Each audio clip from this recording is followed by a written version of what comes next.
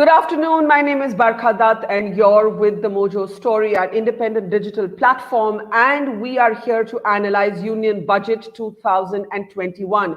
Historic for many reasons. Of course, India's first post-pandemic budget, one that the finance minister herself called unprecedented and crafted in circumstances that were extremely difficult by her own admission.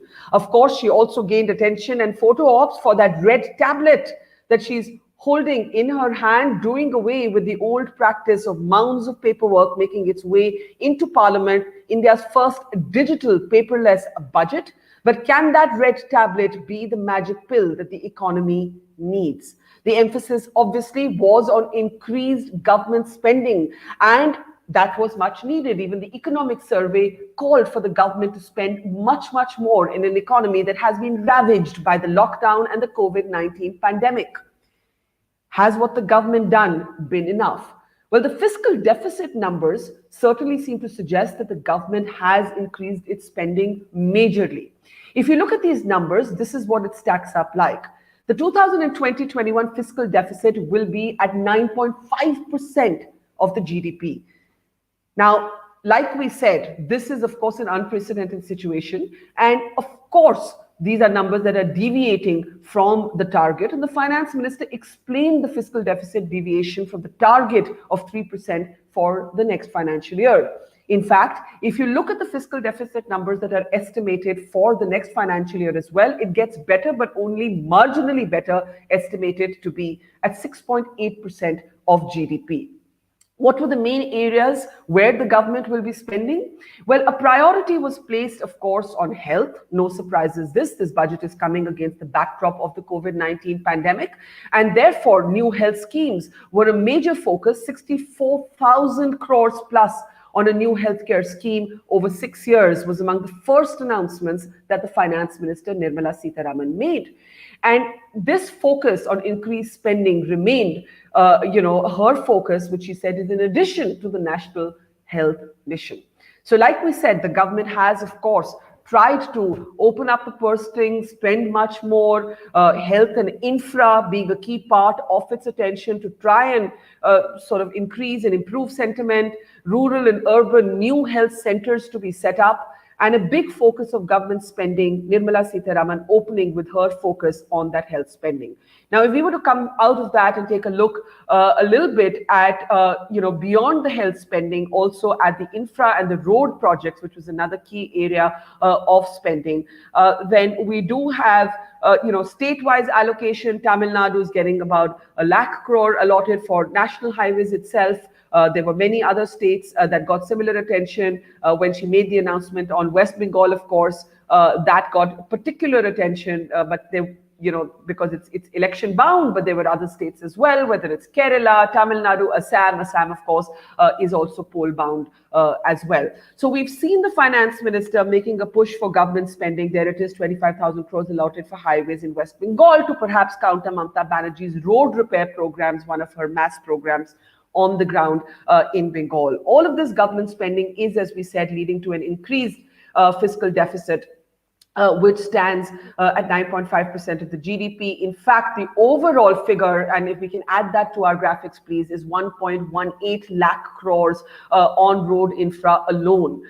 So like we said, this is how it stacks up. Now, no surprises that there was an allusion to the farmers' protests without acknowledging the protests, but there was a strong defense of the government's own record on both MSP and procurement for wheat and paddy farmers. Against the backdrop of these protests, the government argued that it is committed to the welfare of farmers and actually pointed to an improved record on both providing the minimum support price to wheat and paddy farmers, as well as the procurement, talking about the lakhs of farmers that have actually been benefited, and talking about how there is an improvement in that record of procuring at MSP. No other references, no other big announcements were made, but clearly this was noticed with great significance.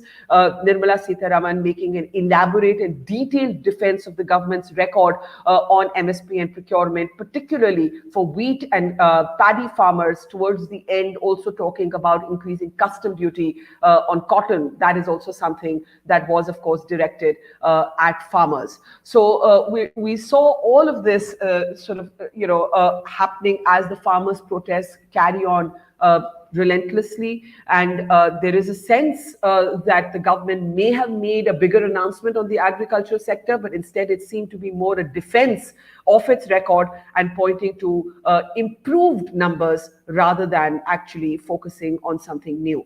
So let's come out of these broad strokes. We'll continue to look at them one by one, and let's introduce a panel of experts to tell us whether what's happened today is actually enough. Could that red tablet be the magic pill that is in fact needed for the economy? Can it actually see a V-shaped recovery, as the chief economic advisor has been arguing? Let me introduce our panelists. We've got TK Arun, who's one of our senior most editors. He's an editor of opinions with the Economic Times. We've got with us RK Srinivasan, who's again one of our veteran economic journalists.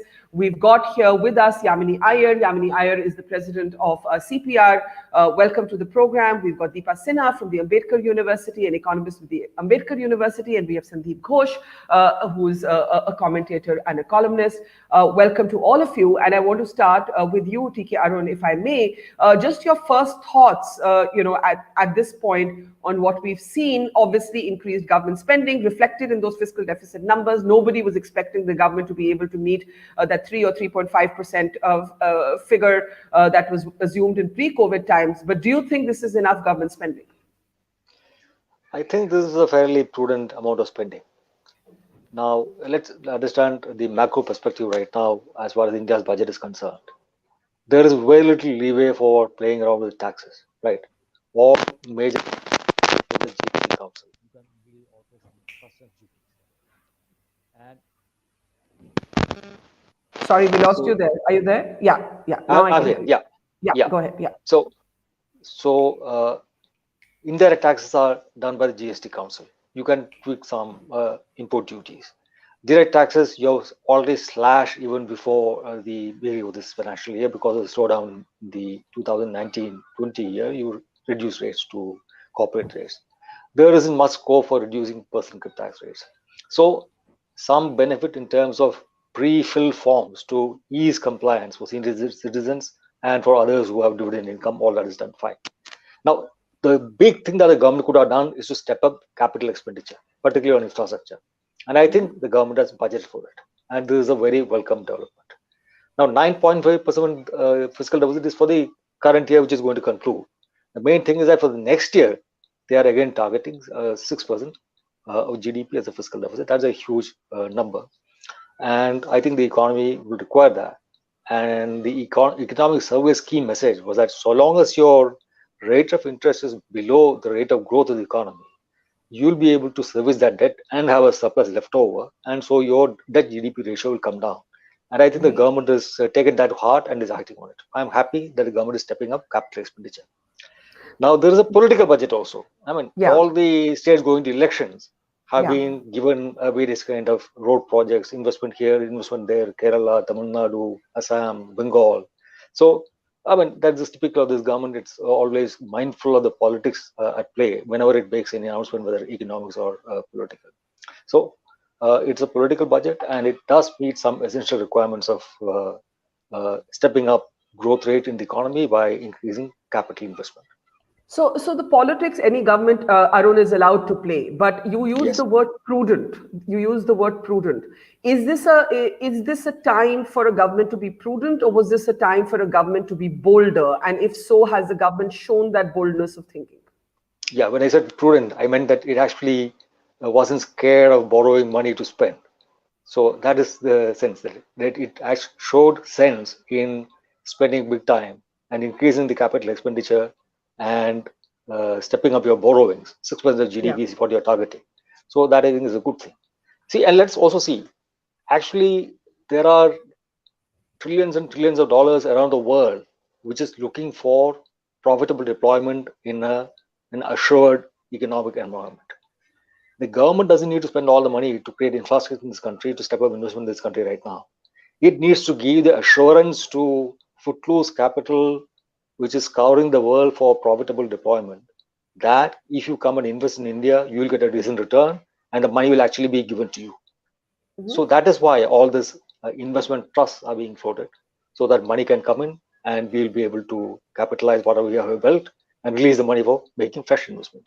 So Okay. the government's ability to spend is not contingent entirely on what is coming out of the budget. It's also on how effective you are in leveraging global capital that is available to you to create infrastructure.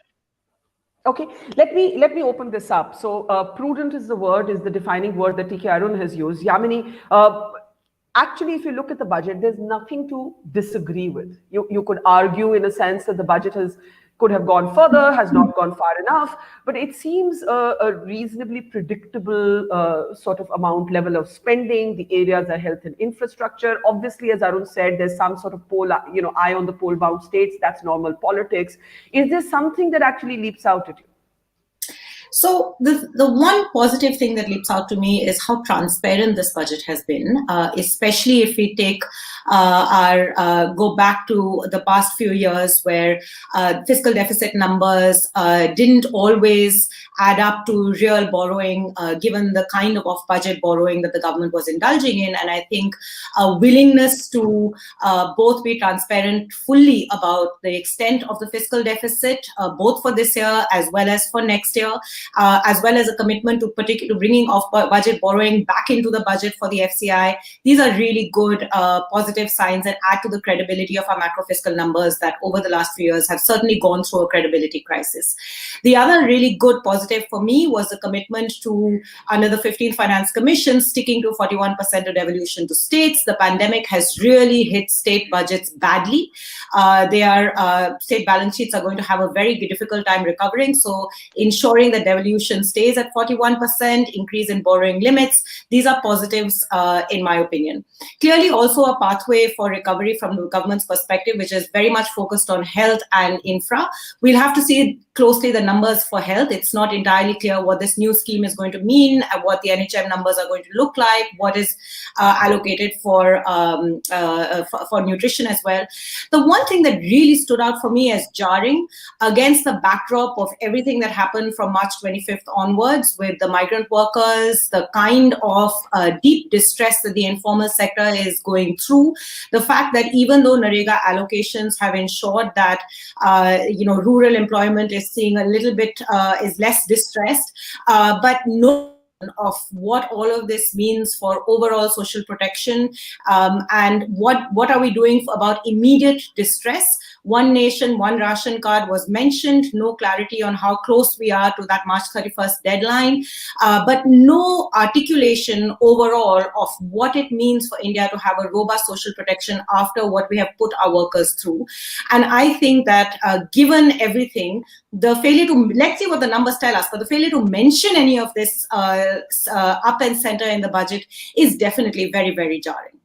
So let me just ask you a little bit. You've made two unrelated points. I'll pick up the second one first. You don't feel that the government went far enough on acknowledging the suffering, and I want to just bring up some of those images because we spent much of the last year actually chronicling the woes of these migrant workers, walking with them on those highways. There was a reference to a sort of special package for them, Yamini. You feel it was perfunctory. You feel it did not go far enough. You feel that the government needed to do much more to acknowledge the year that it has been for millions of India's transient workers. Look, I'm going to have to wait for the budget numbers to really get a good sense of what the allocations look like, and in fact, what expenditures have looked like for this last year as well. But I do think, given the distress, some upfront acknowledgement and mention of this, as well as a discussion around this, and what is the policy pathway over the next 5 years. I think that was something that was much needed and ought to have been mentioned. Yes. Okay, but in general, I think the overall perspective from both Arun and Yamini, and let me take that to our Srinivasan, has been a sort of sense of okay, not too bad. This is largely sort of in safe hands. This is largely going in the direction that it should have. Seems to be greater transparency in data. Mr. Srinivasan. Yes, that's how actually the BJP under Mr. Narendra Modi has behaved when it comes to budgets, right from the very first one presented by Arun Jaitley. There have always been expectations of something very dramatic happening in the budget, but it has usually turned out that they have actually been fairly conservative in their approach to both expenditure and revenues. And the deficit has been sort of fairly well managed till, of course, the pandemic hit. 9.5% is a big number.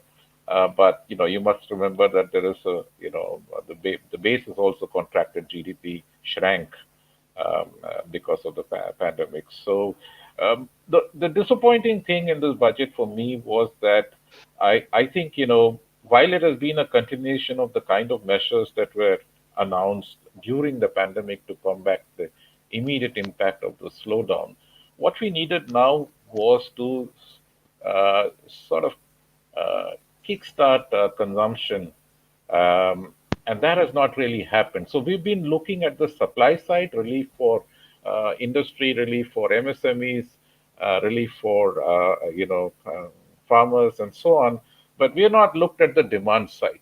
We have Yeah. not looked at how to incentivize improvement in private consumption expenditure, which involves, of course, expenditure not only by individuals, also by the private sector. I don't see any incentives on that side. So on the demand side, there has been very little action, and even on the government expenditure side, I of course welcome the much delayed increase in health expenditure, which is something which was long overdue. And I think the pandemic finally made the government realize the importance of actually spending meaningfully on providing basic health infrastructure, not just via insurance schemes, because insurance only sort of gives you the potential for coverage. There still has to be a healthcare provider on the ground, which was missing, because if the government is not there in the rural areas, there isn't anybody. So while that is welcome, I think the government has consistently backed a few areas in infrastructure to sort of kickstart the economy.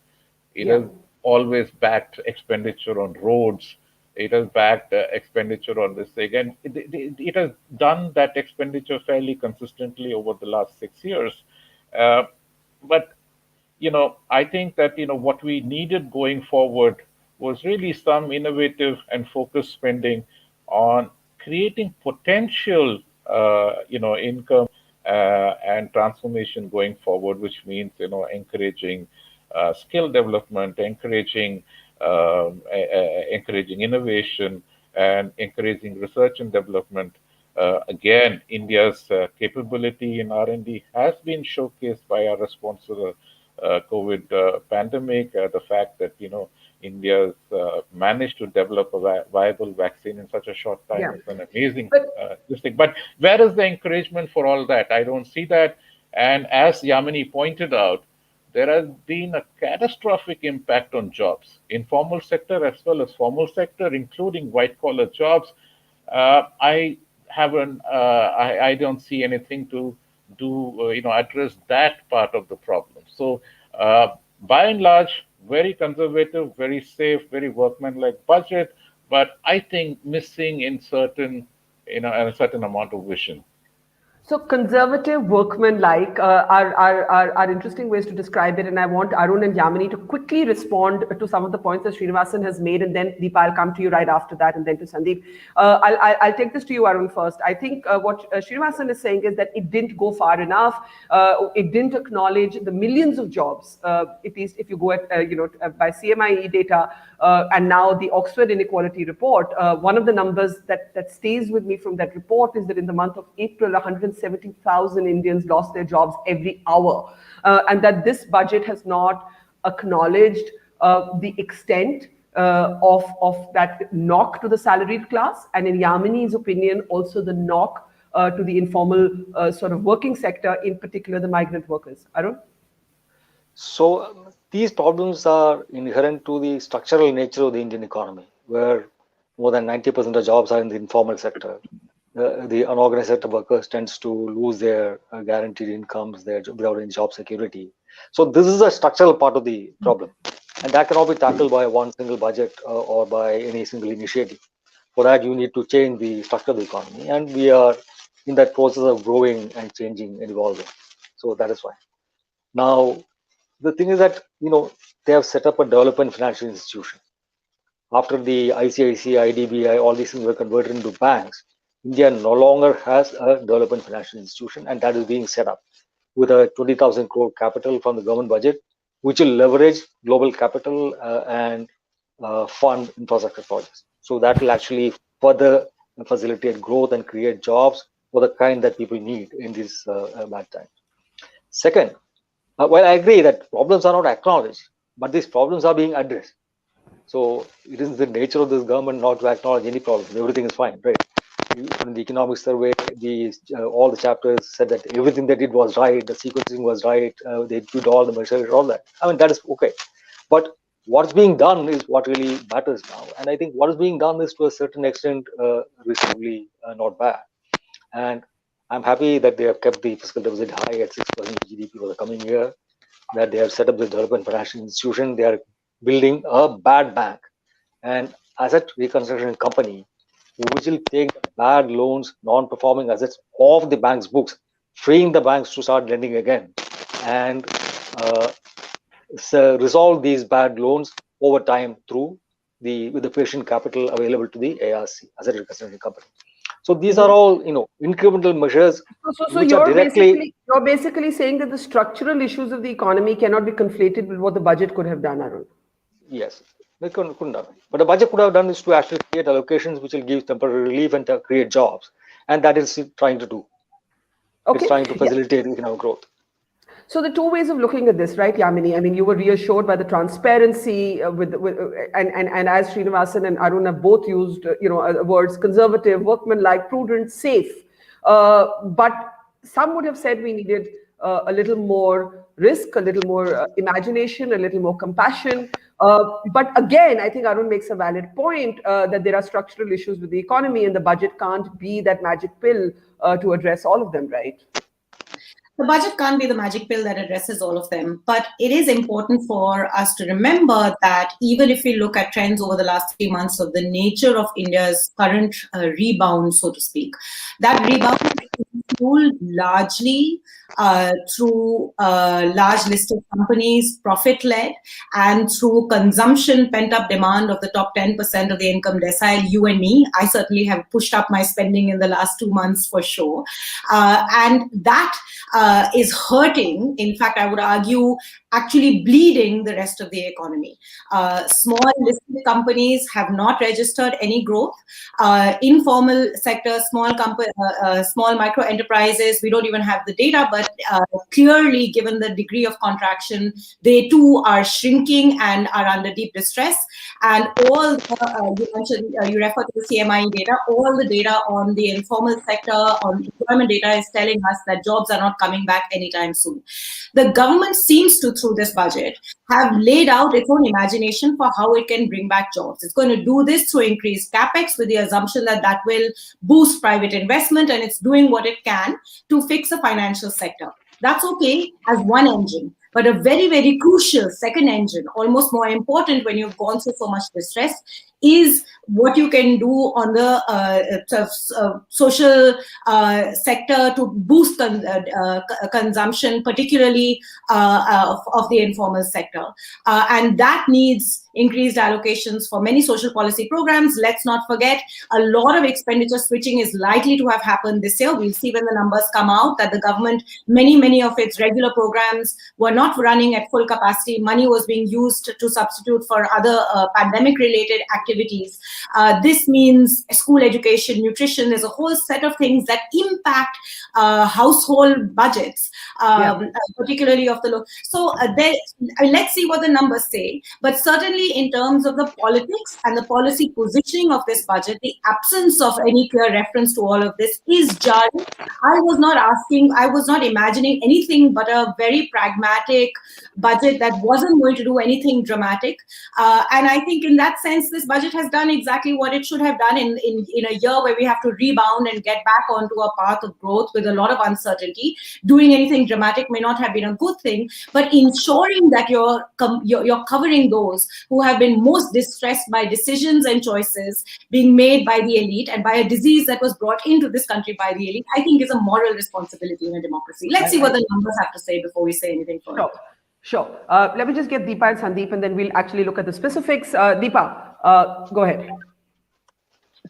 Yeah, I just want to quickly, for the overall reaction, I also think that it is prudent and conservative, and this is not the time to be prudent and conservative is my feeling, given that this was an extraordinary year. And we must also remember that the last 3 years were also years of slowdown and stagnant rural wages. So when we're thinking about what is happening to the informal sector workers, and the trauma that they faced through COVID, it was at the backs of a number of years of already seeing their wages not increasing. And then in this year also, we see that profit shares are increasing, but wages are not.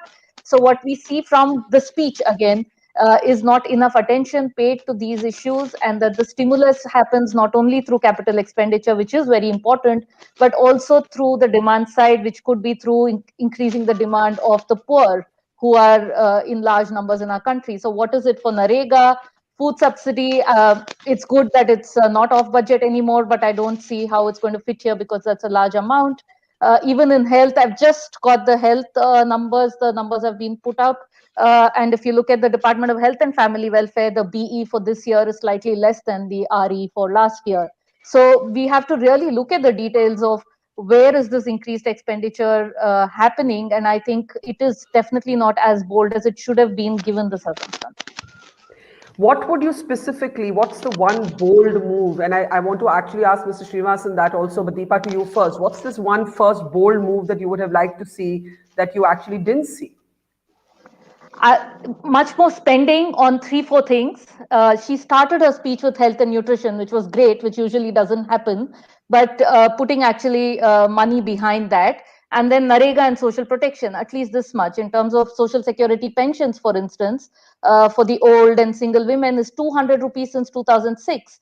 If that was 1,000 rupees, that, and there are many studies to show that those also have a very good multiplier effect because people spend all that money. Okay, let me just quickly get a comment in from Sandip at this point. Sandip, go ahead. The first thing I'd say, I think Nirmala Sitharaman was in a way very lucky that she's starting on a front foot with these GST numbers, with the growth projections, etc. So she didn't have to be very defensive in her, budget articulation, and which I think was a good thing. If she really, sorry, go ahead, Sandip. We lost you there. Go ahead, please. Yeah, sorry. I'm saying she started on the didn't start on the back foot. If she started on a back foot, then everything goes on a spin. So that way she was, I think, the timing was very correct for her. Second thing, which I liked, Barkha, while all these boxes were ticked, the way they were ticked, whether you talk of infrastructure, whether you talk of health, I think they tried to tick it in a futuristic way. So if you see a lot of the health expenditure, which they're talking about even in the health sector, they're putting it in a health infrastructure like National Institute of Virology, the entry point controls, or the laboratories which they are setting up in various districts.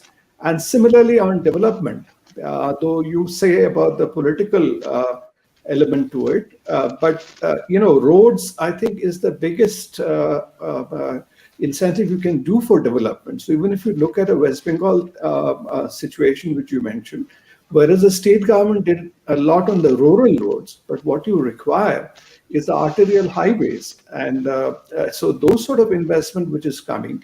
But along with that, if you recall, some of the small mentions like the fishing harbors, which they are setting up both for sea as well as inland fishing. So these, I think there is a lot of, progressive thinking in terms of the future industries, which I think this government has been trying to focus on the sunrise sectors, rather than compete internationally on sectors which are already crowded or which are on the way to sunset. I like the whole idea of the textile park. And so I think there's been focus on areas which they thought were either problematic or which gave opportunity.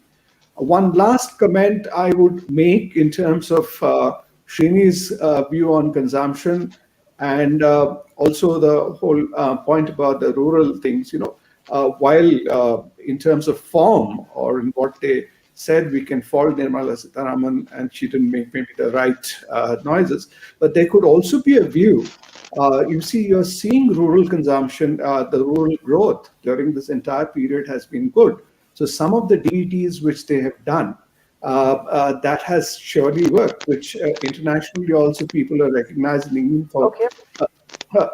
There, just a second. So similarly, one last point is, having been from the manufacturing formal sector, today the way these companies are organized, there is huge downward linkages. So a Hindustan Unilever cannot make so much profit without a lot of it percolating down to its ancillaries. So I'm not too sure how far that is correct, that the small businesses are not benefiting from whatever is happening. Thanks. Okay, let me just break down some of these points one by one. You've all made your big opening remarks. Let's first look at fiscal deficit. Srinivasan, you actually felt that there wasn't enough sentiment created for consumption. Do we need to be concerned at all about the fiscal deficit standing at 9.5% of GDP, estimated to be 6.8% next year, or was this an absolute inevitability? And could we have lived with an even higher level of or higher percentage of fiscal deficit? Well, percentages really, like I said, can be a little misleading. You need to look at the absolute number. If you look at the absolute number, I think the government spending overall,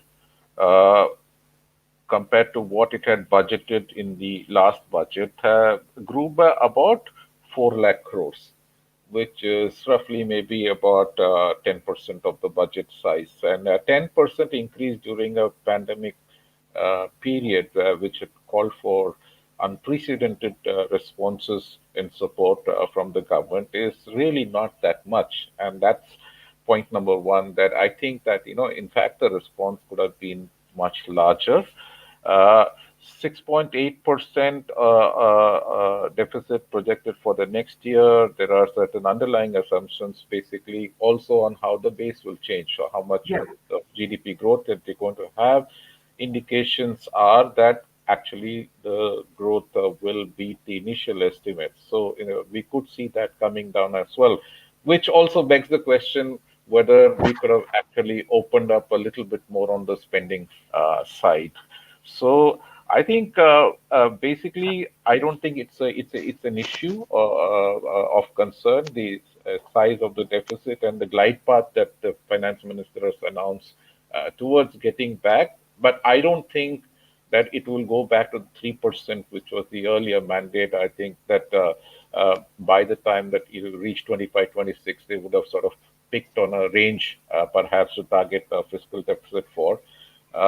There is a little bit more constraint placed on the states, because their borrowing limit has been fixed at 4% of state GSP, and that is not really enough, because many of the states have also suffered sharp contractions, in state GDP, and they don't have much elbow room in terms of their own tax revenues. Every state has been flogging alcohol and fuel predominantly, so it doesn't leave them much room for maneuver.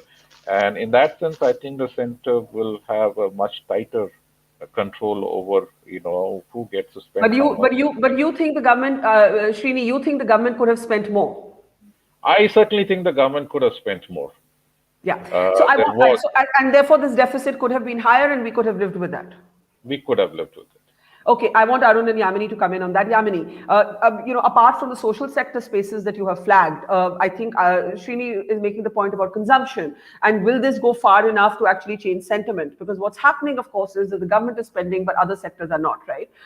Do you believe that this fiscal deficit, alarming as it may seem to a non-economist, to suddenly go from a target of 3.5 or 3% to 9.5%, do you agree that the government could have in fact afforded to have spent much more?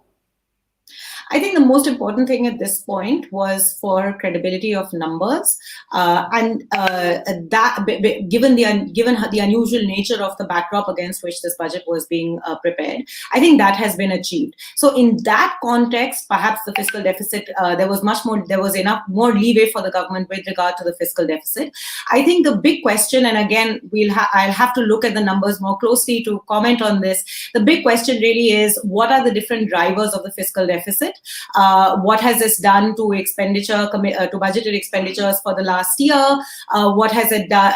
How much of the bringing back of the off-budget borrowing into the budget has affected the fiscal deficit, and so on. So we'll have to look at it a lot more closely to be able to make a careful comment on it. But I do think that at this point, the core expectation from government is to spend to ensure that the economy gets back on track, and that's really and in that context, fiscal deficit concerns should not be the driving concern. Credibility of your numbers should be the driving concern, and at least on credibility, I think some steps in the right direction have been taken. Arun, quick comment. I want to actually move on to what the government said about farmers, but just on the spending. I was just doing the numbers. Yeah. The size of this budget, which matters.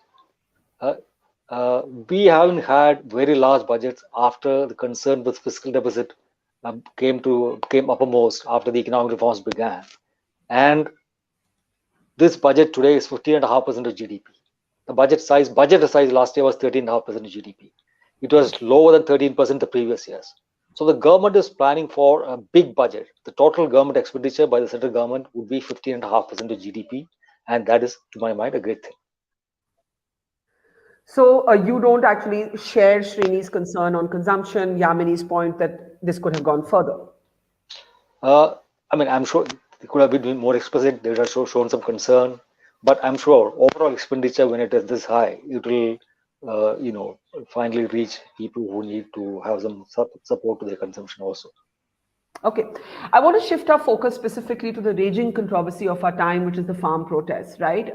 This could have been a moment. Some of us wondered whether the government would make a specific announcement, some sort of specific assurance even of MSP, maybe a legal guarantee could be announced on the floor of parliament. I don't know. As a political journalist, my interest was certainly there, but instead we saw the government defending its record, talking about how actually the MSP and procurement records have improved from last year, how many lakhs of farmers in particular in wheat and paddy have benefited, pointing to an improved performance, and talking, of course, ending, and maybe we can play out that statement as soon as it's ready, but ending her intervention on farmers by talking about how the APMC, the Mandi system, would have access to agriculture investment funds. I think this is, of course, a political intervention, and some would wonder whether the government missed an opportunity here, or whether it actually underlines that the government is very much sticking to its position. I'll start with Deepa on this, and I'd like to go around the panel on the farmers' point. Deepa, go ahead.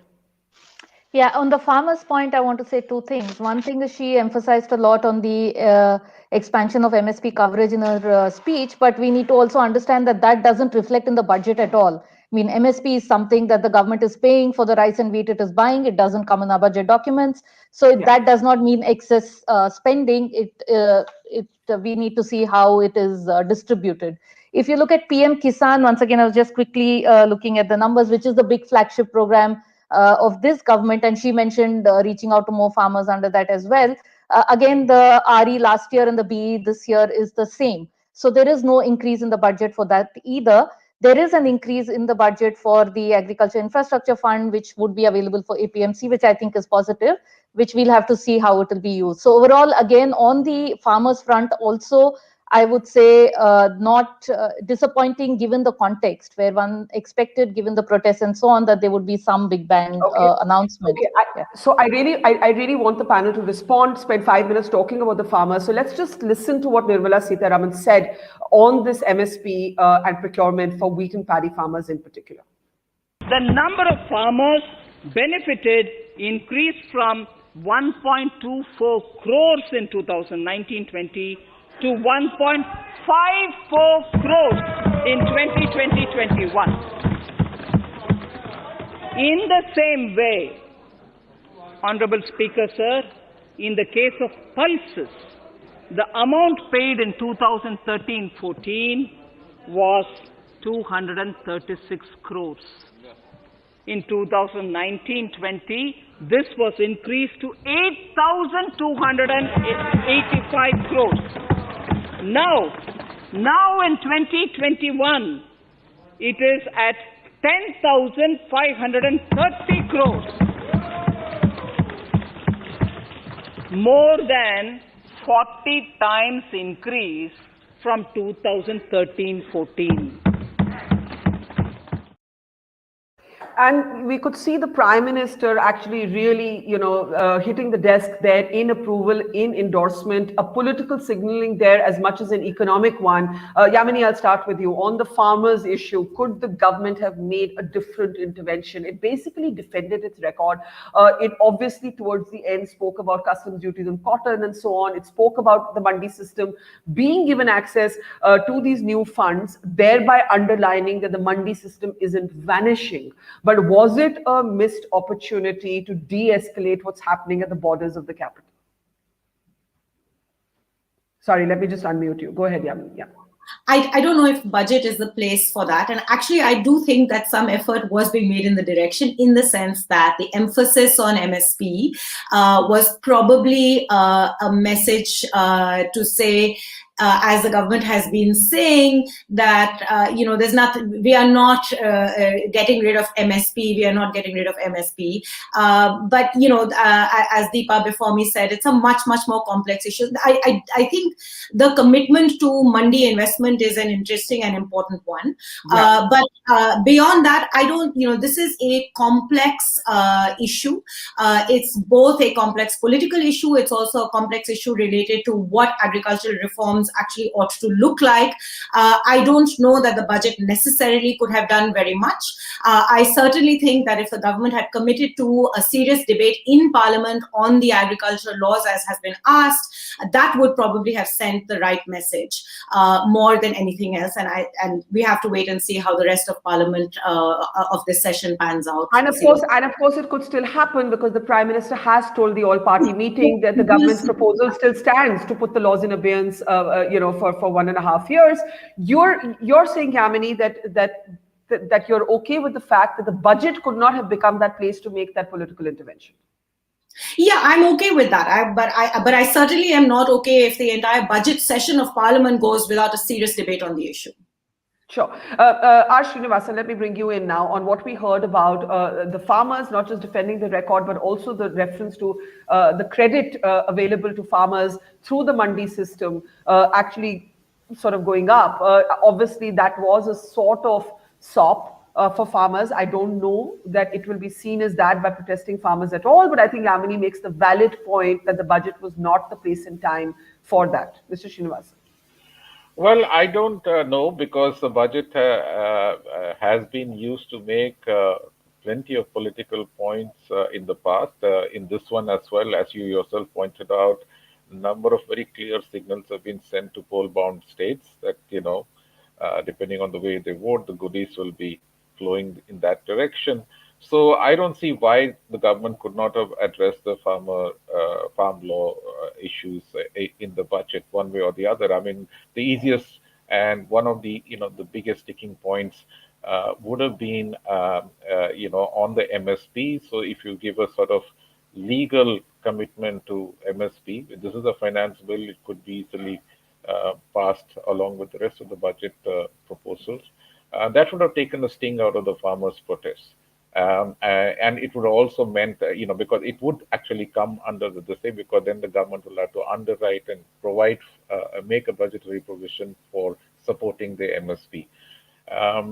So it could have been used. I think certainly it was not an opportunity missed, but a signal of which way the government thinking is on this subject. Did you feel that? Did you feel that? Because the Prime Minister has separately told the all-party meeting that the proposal to hold the laws in abeyance still stands. Holding the laws in abeyance really doesn't mean much, because a 12-month or an 18-month stay in operation does not take away what has actually been done. And actually, even if you were to operationalize the laws, you would need a transition period of 2 to 3 years before you work out the logistics of the changed system of, say, buyer to producer contracts and sales, so on and so on. So in that sense, holding of the laws in abeyance does not mean much, and that's, I think the farmers saw that, and that's why they've been very clear that it is, either you. So you're saying the budget could have been more political on the farmers, just like it has been on the road infra projects. Arun, do you agree? And then Sandip, Arun. My views on the farmers issue is slightly conflicted. Yeah, my heart is with the farmers. Yeah. This government, which is unilateral, which is authoritarian in its approach to the people, it has been rattled, it has been made to backtrack by one section of the people of this country. I'm very happy about that. At the same time, I'm not very happy with the demands of the farmers. See, we are right now producing grain far in excess of what this country needs or what the world needs. Yeah. We are producing sugar at a price that is unaffordable to the entire world. We are exporting sugar with a huge subsidy. We have to fundamentally change the way we carry out agriculture in this country. What is required is actually crop diversification. Punjab and Haryana cannot sustain the kind of cultivation of rice and wheat the way we have been doing all these years. While this has helped build the food security and the food buffer that India needed when we were short of food, that is not the requirement today. Today's requirements are different. So these farmers need to move away from growing yet more grain by depleting groundwater ever more, pumping out more water, turning the soil saline and toxic and all that. We need to move to different crops. So this 1.5 years period where the laws will be suspended should be utilized for a full-fledged program of weaning farmers away from grain to other profitable crops. The most profitable farmers in Punjab actually don't grow grain. They grow fruit, they grow flowers, they grow various other kind of things. So this needs to become more standard. Now, very unfortunate, there was no, the budget did not actually utilize this opportunity or the platform given by the budget to announce such a program of crop diversification away from grain so that everybody is better off. The point is that we cannot sustain these kind of ever ratcheting up MSP and open procurement of grain, and that too selectively in some parts of the country. Farmers are bringing grain from. What would you have wanted to hear Nirmala Sitharaman say on the farmers' issue that she did not? Mr. Srinivasan, Srini clearly believes that there could have been a political intervention. Yamini says that can be kept for the rest of the session. Deepa believes as well that intervention should have come. Arun, irrespective of your disagreement, you may actually think the farm laws are a good idea, but the fact is there's a political crisis, right? Could Ms. Sitharaman have made a comment that could have utilized this chance in a different way? Yes, she could have. By saying what? That we are undertaking a massive program of crop diversification away from grain, and that we will utilize the money we are setting up in the budget to carry out such a diversification to support farmers to move away from just cultivating grain to more profitable crops. Yamini is wanting to interject. I'll just briefly allow her an interjection and then Sandip. Yeah, Yamini, go ahead. No, just to say, the challenge is that the laws are taking the government in one direction, and some of the policy moves that they, or what they're trying to do to manage the political situation are taking them in another. Just a very simple thing. The laws, even though they have always said we are not saying we're dismantling the APMCs, are essentially a move in the direction to dismantle the APMCs. You're also saying that you are going to invest in the mandis, which in my opinion, is exactly the right step to take. So it's very clear to me that there's a set of inconsistencies in the laws that need to be debated. There's a whole political issue that needs to be debated. Any move in the budget would have added, frankly, to what is already a fairly complicated and very confusing scenario. So a dedicated debate on the agriculture. In fact, frankly, our finance minister has used out of budget occasions to change budgets very often. So I would really welcome a dedicated session on this issue and changes to this budget, specifically on agriculture. After that, which we did it with corporate tax, so we can do it with this too. I do want to come to taxes in the last 10 minutes that we have with this panel, but Arun, I'll let you respond to Yamini and then Sandip. Sorry, can we just come out of the taxes? We look at the tax separately. I just let Arun complete the point. So the two are not mutually exclusive. Yeah. Having a separate session to discuss the farmers' agitation and the farming laws and all that in detail is not exclusive. It's not an alternate choice to making an announcement in the budget on what the government plans to do to create prosperity for farmers away from the grain, which is unaffordable for the country. Now, the two could have taken place. And I think it's still feasible. See, we are now on the verge of a massive upsurge in food processing across the country. You have laid down power lines to every village. It is possible, but the power doesn't flow because we are bankrupt electricity utilities, because we don't ask people to pay for the power they consume. But suppose we could actually deliver power during the daytime to rural areas.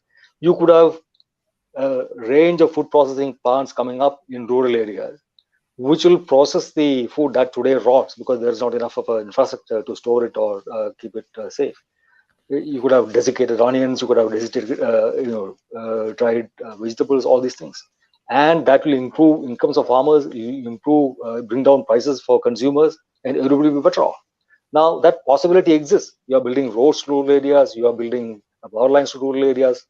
And if you could have brought these things, elements of a possible new food processing revolution possible, either put them together and announce that, and simultaneously said that we will create this diversification away from grain, I think it would have laid the ground for a fruitful separate discussion on how to end this farmers' agitation. Okay. All right, I have just 10 minutes, if I less than that left. So Sandip, a quick point on farmers, and then I want to spend the last few minutes looking at taxes. There wasn't a COVID cess, as there was a sort of fear or hope, depending on your point of view, that there might be. Sandip. Very quickly, I think I agree with both Yamini and Arun, because what Yamini says, budget is a policy statement, policy document, etc. So I don't think the government wanted to play all its cards as far as the farmer agitation is concerned, or reveal all its cards at this forum, at this point in time. But the areas which Arun says, I think that fits in very well with the policy, area, because one hand, you are talking about doubling farmers' income and agricultural sector recovery, etc. So these are the steps through which people will do. So what Sitharaman talked about, the subsidies, etc., I think the government strongly feels the facts are not known. So they wanted to, make those clear. And then, but what was a missed opportunity, certainly, which Arun says, is this. I don't know whether that will get taken up in the subsequent discussion, but this could have been, just like they've talked about pisciculture and everything else, this could have been talked as well. Okay, we have literally 5 minutes left, so these have to be concluding remarks. The tax was not dramatic, other than the relief for pensioners above 75. There was a lot of talk about a possible COVID cess. Yamini, just I'll start with you. Last thoughts, and if you want to look at the taxes, it's always what the middle class and the upper middle class looks most at. There was a lot of talk for COVID cess. That didn't actually happen. Go ahead. Yes, there was a lot of talk about COVID cess that didn't actually happen. I think there was also a lot of talk about a potential wealth tax that didn't actually happen. These are some of, I think, when we began, you asked us, whether we were looking for something bold. If there was something to look, if there was a potential bold step, certainly a wealth tax could have been one of them. Would you have supported it? Would you have supported a wealth tax? It's an old Thomas Piketty idea that, are you saying its time has come in a pandemic year? Certainly in a pandemic year when the stock market is booming, it's something to be taken quite seriously. So you would have supported a wealth tax, and how would you have framed the sort of level above which you think the wealth tax should have been charged? gosh, I have to say I would have supported it, but I don't know much on the details. So I'm going to. But principally, your heart is with a wealth tax for a COVID year. Principally, your heart In is there. principle, yes. Okay, so that's the boldness that was missed, Arun. The tax regime really not, neither shaken nor stirred too much. The kind of tax on the rich that I would prefer personally is a tax on estates.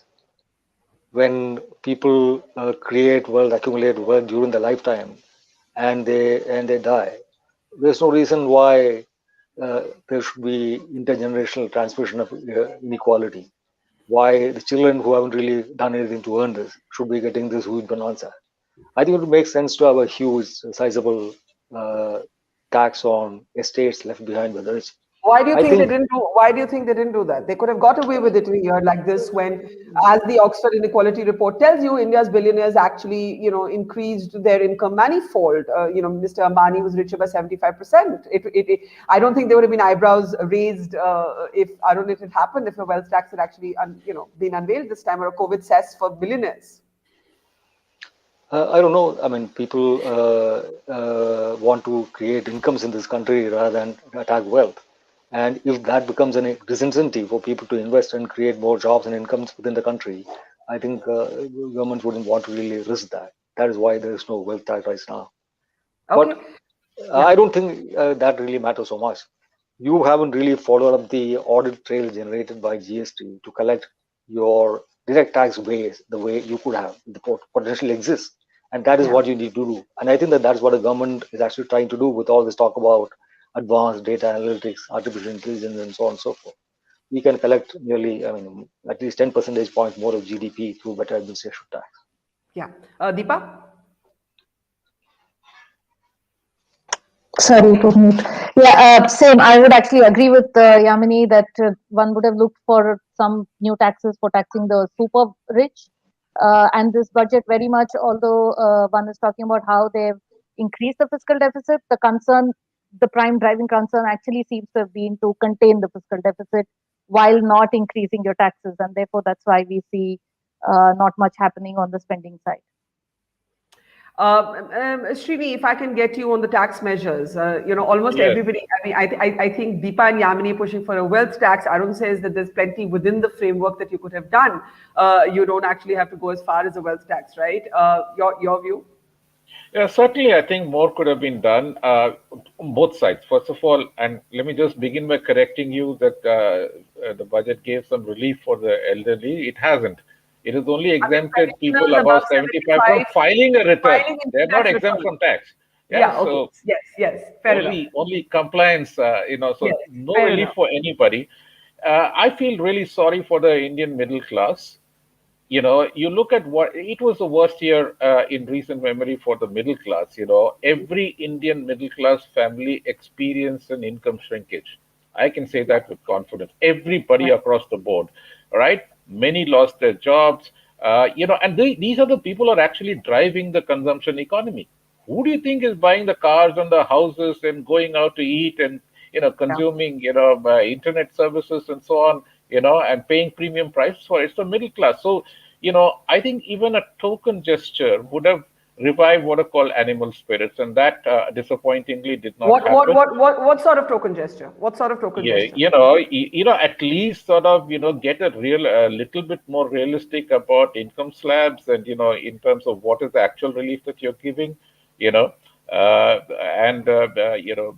maybe restructure the taxation levels a little bit so that those at the, at seriously higher income levels do pay reasonable tax, but those, who are in the middle and the lower middle part of the segment. I mean, the government considers anybody with income over 15 lakhs as rich, and that's ridiculous in this day and age, Yeah. I think that's a good point. That's a good point that you've made, that there was nothing for the middle class, Sandip.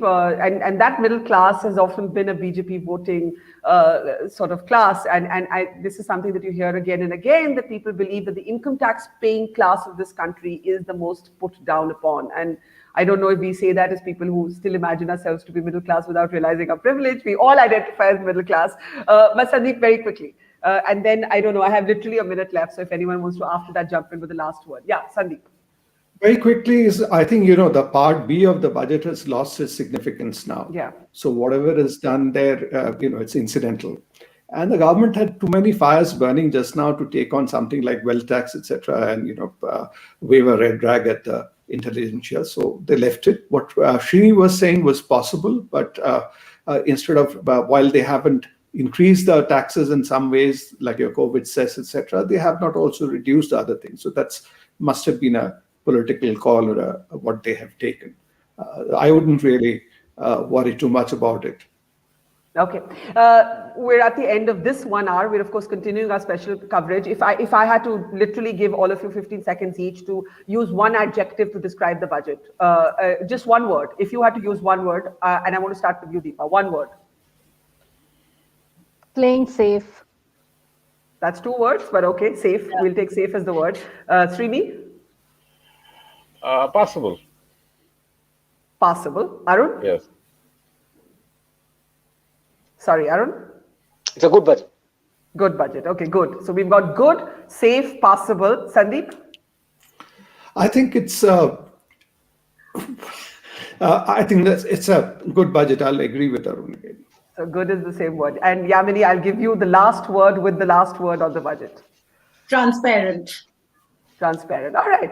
It's been an interesting set of adjectives ranging all the way from possible to good to safe to transparent. Nobody has said anything terrible about the budget. Nobody has disagreed violently or ferociously with any part of the budget. But like Yamini pointed out, a number of the numbers are still awaited. I'm going to say thank you to our guests at the moment. Srinivasan, thank you so much for joining us. Deepa Sinha, thank you so much for joining us. Always a pleasure to have you on. We're also saying thank you to Sandip for joining us. Thank you, Arun. Thank you. We'll continue to sort of bring you all back and have you analyze the budget with us. And thank you finally, Yamini. It's been a pleasure having you on as well. We are staying with our special coverage of the union budget. And if you have just joined us, we are looking at a budget where the government defended strongly its record on MSP and farm procurement with one eye on those farmers' protests, but did not make any dramatic announcements from the floor of the House. Instead, it acknowledged that the fiscal deficit stands strongly increased. We're at the top of the 2 p.m. hour. Let's take a look as we continue with our special broadcast on those numbers once again, and then we'll bring in our guests one by one. Can we take a look at the fiscal deficit, which the government now says does stand at 9.5%. 9.5% of the GDP. The government, of course, explained why there has been a deviation from the target, which is, of course, at 3% for the next financial year. Everybody expected that to actually happen. And, we knew that the government would have to spend more, but there can be, of course, 2 views on whether the government went far enough. And, we are now looking at an estimated fiscal deficit of 6.8% of GDP for next year. You are with the Mojo Story. My name is Barkha Dutt. You're watching our special continuing coverage as we decode the union budget. Our guests are with us. We have Dr. Shamika Ravi, who has been, of course, a member of the Prime Minister's Economic Advisory Council in the past and is one of our best-known commentators. We have Dr. Ashwini Deshpande, who's with the Ashoka University. We have Amirullah, who's with the CDPP, and we have Dr. Arvind Mayaram, who's of course an advisor to the Rajasthan government. Welcome to all of you, and I'll start with you, Shamika, if I may. Just your first big thoughts on the numbers we've seen so far.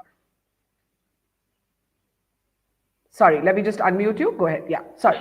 Yeah. Hi, good to be here. Hi, I think the finance minister had set pretty high expectations. Having said that, we should expect budget of 100 years and so on. I'll not get into where what the expectations were and where she has ended up in terms of delivering. But I do think that, it is an overall reformist budget. I think it is a budget required for an unusual time that we are stuck in. It is pro-growth. I really wish we had had this budget 6 years back. Because many of the announcements that were made, for instance, health and infrastructure, a lot of it could also have been done earlier. But I think better late than never. And I'm particularly happy about the big outlays in terms of health, because we've been struggling with very little spending. And of course, it's an unusual year, but I think on the whole, the emphasis on real spending, I think infrastructure is very welcome.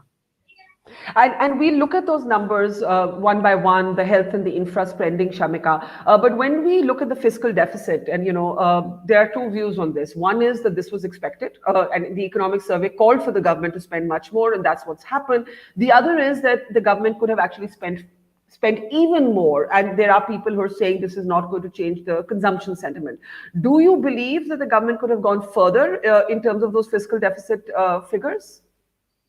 Well, you see, if we look at the exact spending, so even in terms of health, 137%, that's the highlight. Many people think it's not enough. And actually, I would think that, if we actually had more spending capability across states, then perhaps 137% increase might not be enough. But the fact is that we do have spending limitations in terms of many states still sitting with unspent health budget. Means that, just allocating larger amounts is not going to translate into necessarily bigger spending overnight across the states. So I think, expecting higher spend without really seeing the governance, the capacity across the country, it becomes a futile sort of a exercise. Now, the other is the demand side of the story. Now, many people, right from the beginning of the pandemic, we've heard folks say UBI, or give cash to the poor and so on. But, we have seen in many of the developed countries that larger spending by the governments have not translated into increased demand. And that's because in unusual times when people are scared, there is so much uncertainty, precautionary savings go up. So people tend to spend whatever extra money comes into their bank account. So perhaps government spending through infrastructure might be a better way to boost demand than alternatives. Okay. Ashwini, if I can bring you in now, we have the slides of the fiscal deficit, 9.5%, estimated to be 6.8% for the next fiscal. Your thoughts on, obviously the government had to open its purse strings, it has, what's the one thing that leaps out at you when we're looking at what we heard in the budget today? No, the government, I think fiscal deficit should not be a concern, and I'm not at all worried about the fiscal deficit because it's a very, very unusual time, as everybody has admitted. The point is that, whether the government should have done more, certainly I'm of the view that in the past year when the COVID pandemic was raging, particularly through the lockdown, the kind of cash support that had to be given to the poorest of the poor was not forthcoming. These are not the segments that save. I was just looking at the drop in employment. Every month almost of the last year, in December, 26 lakh women dropped out of the labor force. In November, it was 15.5 lakhs. In October, it was 29 lakhs. When people are losing jobs, that's not the time that they save. So I think that direct cash support given to at least the bottom 30 to 40% of the people was the need of the hour, is the need of the hour. I'm not an expert on macro, so I don't know whether that translates to 9% or X% of the deficit. But basically, they have to spend whatever it takes in order to for people to not be pushed into abject poverty or even below the poverty line or even into a marginalized existence, hovering around sort of very, very precarious. So when you lose jobs and when you lose livelihoods, that's not the time that you save from the meager 500 rupees that the government gives you. So I think first that amount has to be increased and it has to be given to a much larger number of people. Yeah. Shamika, can I just get you to add to this actually, because, we are, of course, seeing the slides of the government's outlay for health. We look at the infra spending as well. But in terms of, of a boldness of step, we've had some comments saying very safe budget, very transparent budget, good budget, prudent budget, but nobody is saying that it's an imaginative budget for where we stand in terms of the economy, and that many people are saying that the salaried class, the job losses is something that this budget did not specifically address. Your thoughts on that?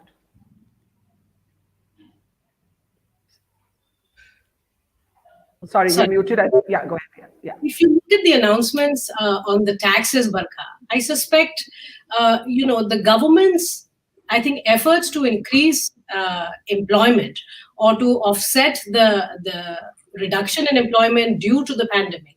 I think the best ways are really not direct, because the government is in many ways limited in what it can do directly unemployment. But I think the tax reforms that we have heard, particularly those catering to the MSME sectors, etc., because these are very large employers. And infrastructure, I mean, we shouldn't forget that infrastructure is the largest employer in the urban, semi-urban, and other areas. So I think the impact of this budget, and primarily the focus on various activities that fall into infrastructure, is likely to be quite direct on unemployment. Let me bring in Amirullah and Dr. Arvind Mayaram now. Arvind, I'll start with you. I think there's not much to disagree with in this budget. You could look for add-ons that didn't come. You could look for specific schemes maybe that didn't come. But I think Shamika is making the point that the massive increase in government spending will have its own impact eventually on jobs, on opportunities, and therefore indirectly those lost jobs, millions of lost jobs are being addressed. Arvind Mayaram.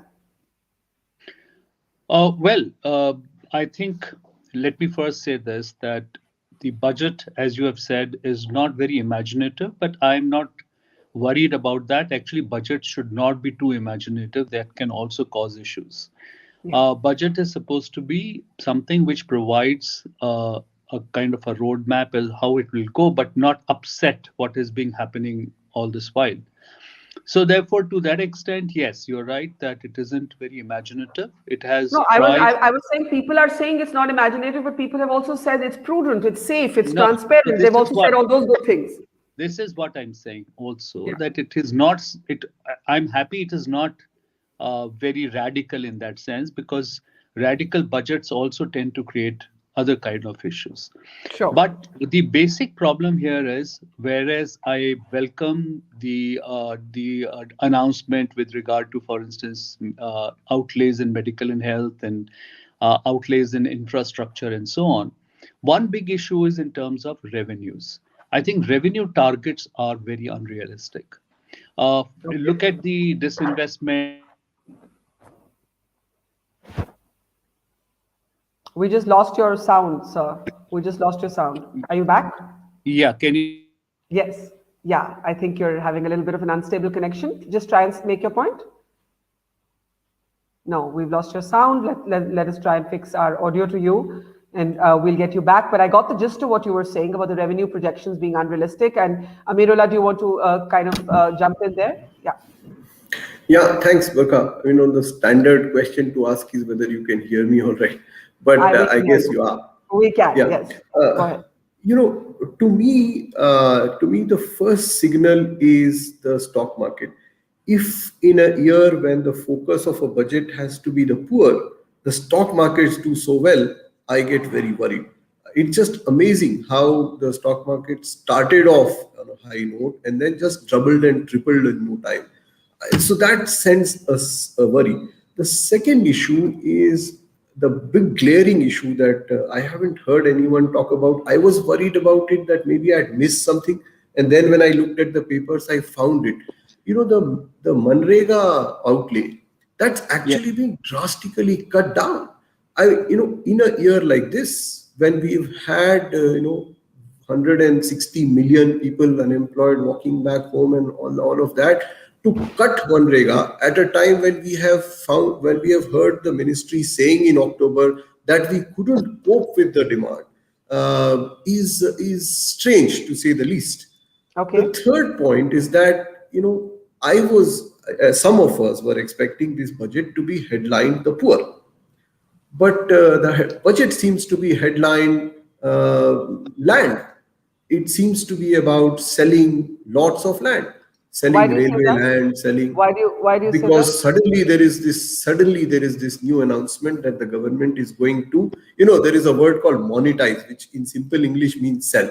Government land is railways and airports, and and that's a serious issue. That is how we are going to make ends meet. So you don't think it went far enough to acknowledge the suffering of the poor in a pandemic year, in particular the plight of the migrant workers? I just want to let, Arvind, Arvind, sorry, you're back. I mean, Arvind, you're back with us. I'm going to let you complete your point, and I want Shamika, Ravi to actually pick up on some of this. The other thing that we need to spend some time talking about is farmers, the reference that was made by the government defending its record on farmers. But, in terms of not being pro-poor enough, some of our earlier speakers on this program were saying that there should have been a wealth tax. And this was the year, if any year was, for a wealth tax. But Arvind, Mayram, I'll let you complete your point, and Shamika and Ashwini to then come in. Go ahead. Sorry, give me a second to unmute you. Go ahead. Yeah. I'm not very sanguine about the revenue targets. We have seen in the best of years, the revenue, for instance, divestment targets last year were close to 1,30,000 or 40,000 crores. We achieved 33,000 crores. I don't see how we are going to, and in the manner in which divestments have taken place, there has been a play of words. Some observers are saying that privatization has been used. So this is a good sign. To my mind, it's rhetorical, but government finds it very difficult to sell its assets. The same thing will happen with land. So all the revenues, non-tax revenues that have been shown are dodgy. I don't think we will be able to achieve those. As far as tax revenues are also concerned, I don't think the buoyancy is going to be the kind of buoyancy that has been shown in the budget. We are not seeing demand picking up in that sense. And there is not much, despite what Shamika is saying, but infrastructure spend in the medium term is going to create the kind of demand she's speaking of, but in the short term, which is in the coming year and the next year. What would you have had instead? We have 1.18 lakh crores on just road infra, right? And we can bring up some of that spending that is taking place in the road infrastructure sector. Is this not enough? Do you think that these numbers needed to be higher? I think not just numbers will be higher. The problem here is that whether we will be actually able to spend this money and how much of it is going to be in the labor component, because much of the road sector, for instance, is driven by the machinery and by material. So I don't think it is going to go into the hands of so many people. Of course, one can say it has a spin-off effect, and over a period of time, it will spill down to, in terms of wages or in terms of money in the hands of the people, but it's not going to happen tomorrow. So I think there is a problem there. And as has been was brought out earlier, I think in Narega, the drop in allocation is 42%. In a year where 1 in every 5 informal people who are in the informal jobs have yet to find jobs.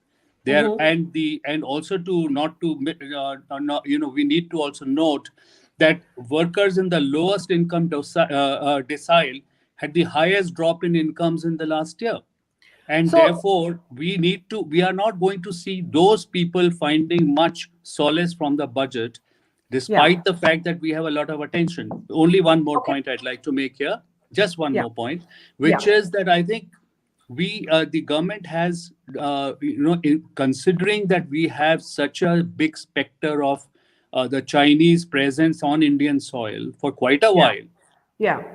The increase in defense budget has been abysmal. If you look at with pension or without pension. You've made a lot of different points. Points, and I want to pick some of them up. And I also then want to take attention to farm laws. We've also welcoming to this broadcast Govind Ethiraj, one of our best-known business journalists. But I want Shamika to just respond to some of the points that have been flagged, that this does not go enough in the social sector space, that the health and infra outlays, Arvind is worried that some of that money can't be spent. And a lot of people have said that this could have been the year for a COVID cess. And that if you look at, for example, how India's billionaires did quite well in this pandemic year, a billionaire COVID cess, this was the year that called out for one, Shamika, and that could have taken care of some of the issues that weren't addressed, like social sector spending and the salaried Indian who lost her job. Shamika? Yeah. So, Barkha, I did expect an announcement on the NREG in particular, given, if you recall, that was it May and then subsequently in June, the Prime Minister did put out in one of his speeches, and I think what he calls subsequently the mini budget, that the earlier reduction, I think, was later further enhanced by a significant. Now I don't recall the numbers, but today it was definitely missing in terms of something to focus on, particularly as far as rural distress is concerned. So I would have expected something more on Narega, given that it is one of our strongest safety net. But I think this is where it's a bit early. I haven't had a look at the entire budget. I mean, I don't know if any of the panelists have, and we are broadly, just sort of reading tea leaves. So I think the devil will lie in the details when we begin to see what was the exact increase, if you look at the job cards issued in terms of the number of days worked, and subsequently, what are the projections for this year, right? The numbers were there. Yeah. Okay. Everyone want to come in? Let us just finish her point. I want then Govind Ethiraj, because he's just joined the broadcast, and then the rest of you can respond. Shamika, complete your point. And then on the billionaire says, yes, Barkha, I think that would account for what is an imaginative. I think, these are taxes which I think, governments have to also be extremely pragmatic in wanting to push for higher taxation in the midst of a pandemic, when you truly have a reduction in growth and you're really betting on sort of green shoots and revival. And in fact, that is what we saw this year in the budget, that, on the whole, both the direct and the indirect taxes have there's an attempt to lower the regulatory burden from the taxes. So I think this was a wrong time to really expect any kind of increase in taxes. Sure. I just want to bring in Govind now, and then I want to actually start unpacking one by one what we've seen in this budget. But just your overall take first, Govind. Hi. Hi, thanks, Barkha, for having me. I think that we have to see this budget in the context of what happened last year, which is that we had a pandemic, we had a lockdown, and the pandemic is something that the world at large is still recovering. Western economies continue to be devastated, both from a health perspective as well as from an economic perspective. From that point of view, I think the tenor of today's budget was welcome to me, because it's shifted almost a slight, if not maybe a sharp shift in approach, in as much as we don't look like we are still on the defensive from the pandemic, which the rest of the world or major parts of the world continues to be. So that shift in tenor is critical. What the shift in tenor leads to is, I think, two or three things. One is all the announcements that you've seen in terms of investments in infrastructure, the financing of those investments in infrastructure, the creation of a bank, which is, of course, a revisitation of a much older model, the ICICIs and the IDBIs. But all of that means that we are in some ways getting back to work or work in progress, which is where maybe we had left off earlier. Also, what in particular, I'm so sorry to jump in, but what in particular to you, Govind, struck you as non-defensive? You said it finally seemed that we were on the front foot, we weren't defensive. What's that one sort of announcement in the budget that struck you as shedding that defensiveness? Actually, many announcements. I mean, if you look at all the announcements that were around investment, whether it's in roads, it's in infrastructure, in healthcare, everything somehow to me reflected, and the tenor. I mean, that's what it's more intangible. It's the tenor of the finance minister's presentation. I mean, she is a politician and she would, I guess, do that at any point. But somehow it didn't look like we were as a country reeling under the pandemic the way clearly we were. It helps that our numbers are what they are, right? It also helps that our COVID numbers are and for sure, I don't think the government can take too much credit. Struggling Western world, that's a different debate. But it's interesting to see that you didn't feel it was defensive in tone. Now, I want to come to the one thing that is actually a thorn in the government side, which is the farm protests and what the government actually said about that agriculture credit. But Ashwini, you were wanting to make a quick point before I actually play out Nirmala Sitharaman's statement on their record on MSP and procurement. Ashwini, go ahead. Yeah, just a couple of things about the discussion on employment. So one is, I agree with the fact that every item of expenditure spent on infrastructure is not automatically going to translate to greater jobs. And while COVID exacerbated the unemployment problem, we have to remember that women's participation in paid work has been declining for the last several years now. So if it was as easy as building roads and giving them jobs, this could have been done earlier. But female labor force participation was already on the decline. It was on the decline pre-pandemic. Yeah, but that's what I'm saying, that the last 6 years, remember that this government also has a huge mandate. It has a huge majority, a lot of support. So a lot of things that this government can do because of the political support. So the point is that the budget is a signal of translating that political support into actionable points. And so I think that in terms of employment, it could have done more. In terms of health, it's not clear immediately just reading this number what that translates into, because a lot our glaring deficiencies in our public health were exposed also during the pandemic. Just a couple, these were the points I wanted to make. Okay, and now we need to do this specifically. We've done our macro comments, so we need to pick up sort of the features of the budget one by one. Can we please play out what Nirmala Sitharaman actually said, with the government defending strongly its record on MSP and procurement levels, pointing to an improved performance, and also speaking about the mandis actually having greater access to agricultural credit. This is, of course, with one eye on the farm protest. Did the government go far enough? Did it miss an opportunity here? Let's listen to what the finance minister said. The receipts to cotton farmers have seen a stupendous increase from 90 crores in 2013-14 to 25,974 crores I'm giving you data as of 27th January 2021. This is bound to increase from 90 crores for cotton farmers in 2013-14 to 25,974 crores in 2021.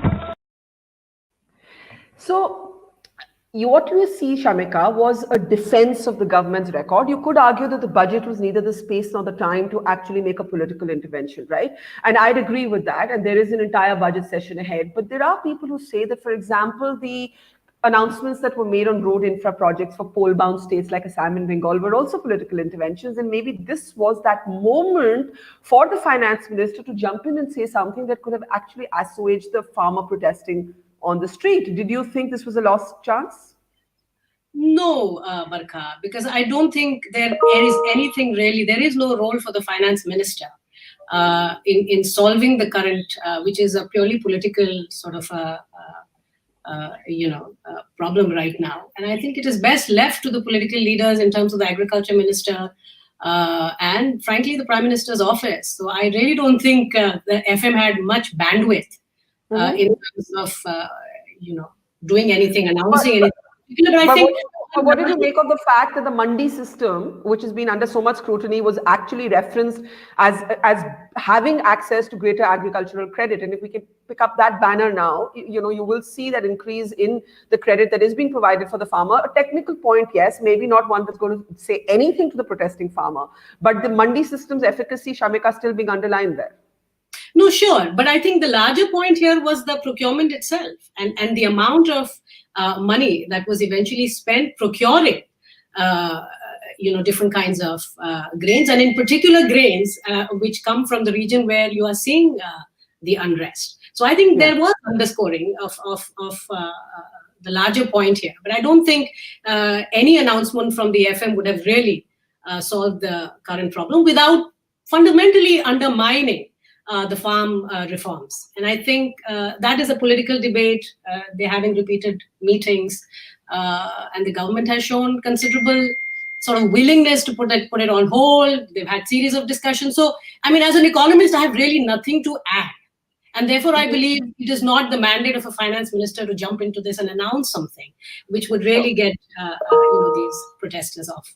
Govind, do you agree? Let me just unmute you. Yeah. Sorry, go ahead. Yeah, I think, Barkha, when one of the things that this economy has shown a very strong sign of is resilience. And, and we've proved that to ourselves as a country or countrymen and women time and again. I think the big challenge for any government or finance minister is to say that, okay, how do you convert that resilience or that adrenaline of resilience into growth and a growth strategy? Now, I think that's something that I didn't come to because I was only giving you the plus side. But I'm not sure. I definitely see an attempt to get back into work as usual with all those investments and infrastructure and financial market regulators and so on. But I think I'm still not seeing a big growth idea or a growth strategy to bring us back. You have to remember that we went from 8 quarters of slowdown into a lockdown. So the economy was doing bad even before COVID, as everyone knows. The second point is that, as you plan for growth, you have to think of maybe greater private sector participation, different private sector participation, including in health. Health is something that while we've been affected by the pandemic, we put aside money for vaccines.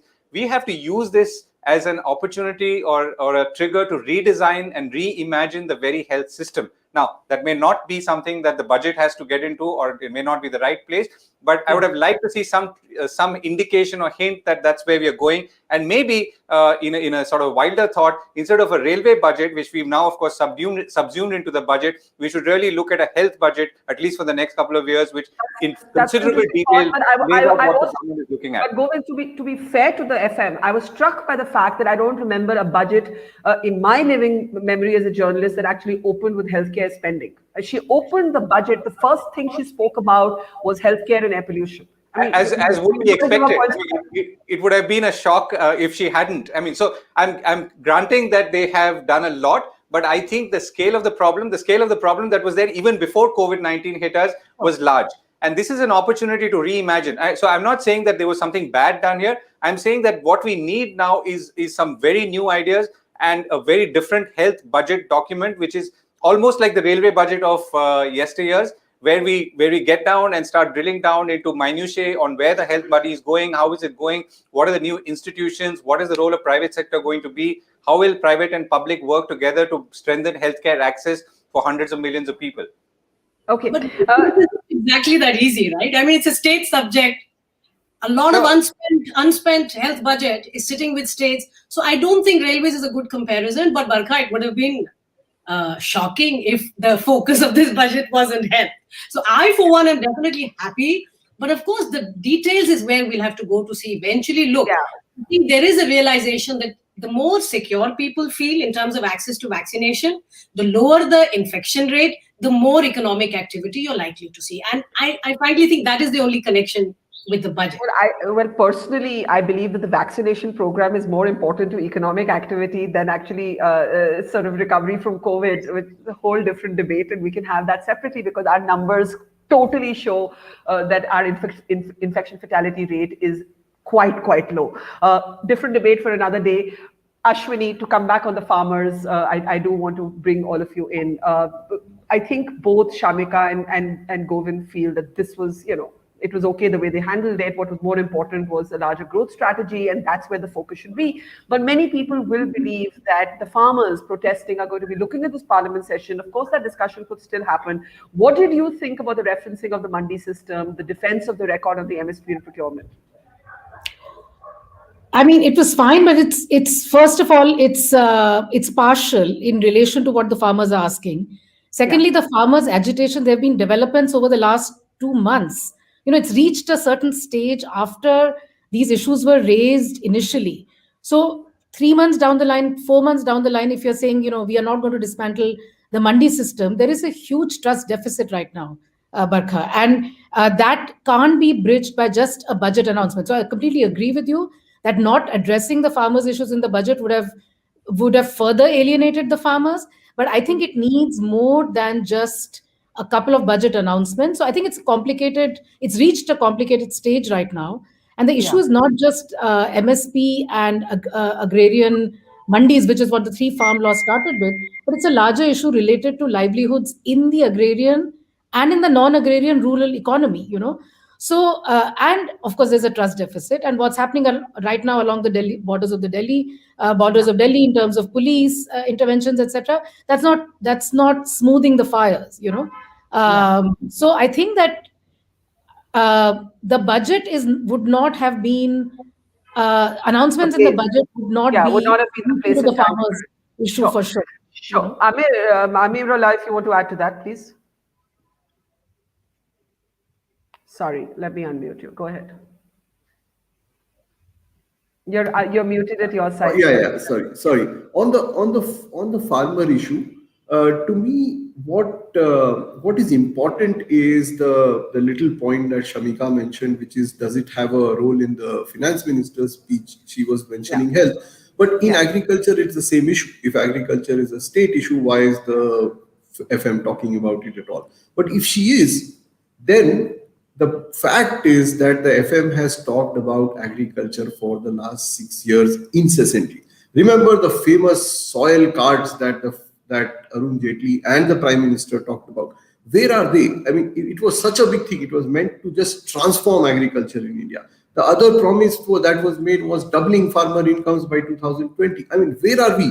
We are not even at at the level that the farming wages were. One of the important things that's important for everyone to realize is that rural incomes have actually fallen in the last 3 or 4 years. They haven't gone up by a lesser amount. They've actually contracted before COVID. So if we are going to make these announcements year after year, then we have to be told as to what happened to those announcements earlier. Last year was this rather bizarre announcement that farm produce will be airlifted. It was called some fantastic Kisan Udan or whatever. Now, what happened to that? Do we have any one helicopter carrying wheat across the country? So the point is that on the farming issue, which is such a major issue, ignore the politics, but it's a very big issue because that has been the mainstay of growth in the country over the last 3 years. We cannot have good rains year after year. The averages are going to catch up, and we are going to see, hopefully not, but a bad rain year this year and next. And then what do? We get stuck with the numbers that the finance minister has said. Okay, yeah. No, I just want to bring in Shamika for a quick intervention, Sure. and then Arun Mayaram. Shamika, do go ahead. Well, Barkha, first of all, the fact that we are talking about the current protest as if it's a larger agricultural, I think, it's a bit misleading, because it is really not a national farmers' protest. It's very much limited, and I've written a great deal on this in terms of the Punjab economy. And it's not just MSP, but the larger economy, why it is missing out on the growth that we are seeing in the neighboring states of Himachal, Haryana, etc. So I think let's not mischaracterize the current political, plus I think it's a larger social and of course an economic problem of Punjab, and making it out to be a larger agrarian problem in India. Because we have seen, if you look at productivity within the economy, you're seeing the kind of different interventions, different states, and this is where I think there's an excellent article comparing Bihar and Punjab that looks at increasing productivity and encourage, etc. So I think there is a deeper discussion, and I think we do mischaracterize by making it a general problem rather than a state-specific problem. Well, of course, the counter to that, Shamika, could have been that the government could have left it to the states to administer these legislations and in a state-wise way, and that could actually take the fizz out of the farm protests as well, and actually pass the buck back to Captain Amarinder Singh, who may not even want that. So I mean, that could be one. Imagine in a fast liberalizing economy where we do want to encourage private enterprise, coming up with a legislation which forbids and criminalizes farmers from selling their own produce below a certain price. I mean, now as economists, I'm pretty ashamed when I have to have a discussion of this nature. And that's why I say it's less of economics and it's more of politics. And I want to stay away from that part. Sure. Arvind, the quick last comment on the farmers, and if Govind wants to add to that, then I want to turn my attention to the tax announcements, to the LIC IPO, to some of the other things that were announced. Arvind. Well, I think there is a bit of a... Sorry, is that Govind coming in first, or is that Arvind? Can I go to Arvind first, and then I come to you? Can I finish quickly, because I need to move to some other place? So Go ahead. I think there is a big problem in the manner in which I think the debate has turned to on the farmers' issue. So if it is Punjab, why is Western UP up in flames? So, why is there are several parts of Rajasthan up in flames for that matter? So I think one needs to look at it a little more closely. I think the effort to push it only to as a Punjab issue is also actually creating a problem. Now, the other part, I think, is we need to see, you have been talking about the issues relating to, the farm laws, which was mentioned that it is, and Shamika mentioned this to a point, I think she's right. But what about the provision in the farm law, which says that if a farmer has a problem with the contract they sign with somebody, they cannot approach a law, they cannot approach a court of law. Yeah. I mean, I don't see this in any way good economics. It's really bad politics. Okay. But leaving it aside, back to the budget. We need to come back to the budget. Barkha, I need to speak on one more thing, because you haven't given me the least of time. Sure. So give me just No, please. Yeah. Now, which is that there is a COVID tax, and we have missed it. The COVID tax is in the form of agriculture infrastructure cess. And if you look at that cess is on what? So soya meal, on peas, on oranges, these are all agriculture products. So we have put a cess because we want to create this kind of a thing on agriculture produce itself. If you look at all the changes that have happened, included in terms of all the indirect taxes in the budget, these are regressive taxes. There is nothing on direct tax that we see, despite the fact that, and Shamika would agree with that, the study after study have shown that inequality has increased during this last year, where the 1% rich, the people on top of the heap have become very rich and the poor have been impoverished. 50% of India is now in the vulnerable category, which can fall back into poverty because of this income shock which has happened. But we have seen that the expansion in terms of, even for instance, look at the petroleum taxes, even two-wheelers, for instance, the owners of two-wheelers, owners of tractors, they all pay higher excise duty on diesel because that money is being mopped up by the government. I mean, we haven't seen any kind of relief on that. So the middle class, lower middle class, and poor are going to be paying through indirect taxes, but there is no effort to mop up any kind of taxes from the very rich. I think this needs to be kept in mind. So I do want to come back to the taxes, and I'm glad you've taken us there, but I'll allow Govind to come in both on what you've said and if he has the last word on the farm laws reference that we saw in the budget.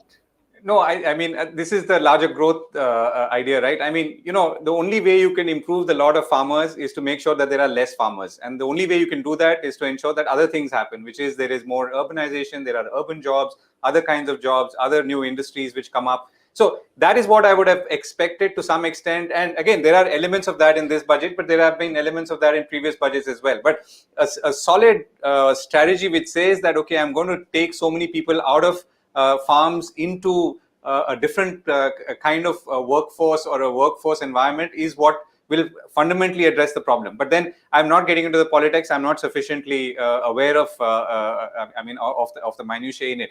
On the tax point, and I think since we're going to talk about taxes, let me kick off the first one. Yeah, I think, let's look at the tax, what we saw in the tax announcements, but go ahead, Govind. Yeah, so I think it is obviously, I mean, if you look at how the stock markets have reacted, and I'm a financial journalist, so I start from there. The Sensex is up 2,000 points. It's partly because there is no tax. There was an expectation that there would be an increase in long-term capital gains tax. There was an expectation there would be some kind of wealth tax exactly on that increase in wealth that people have had. And there was an expectation that there would be some other tax, either on a securities transaction tax or some other tax that would creep in somewhere. And of course, potentially a higher tax rate. But remember that people on the higher end now are almost paying 43% income tax, personal income tax. That is very high. And yes, you could argue that those who are, I mean, the billionaires could surely part with some of their millions. But I don't know if it works effectively, and that's a debate because you keep increasing the taxes and then you're disincentivizing. I mean, people run away from this country, people relocate to other geographies, and people relocate their businesses. So you somehow lose out if your best wealth creators or your smartest wealth creators from this country move to other zones. So I think that's something that to keep in mind. So from a direct tax point of view, I think this budget has been kind.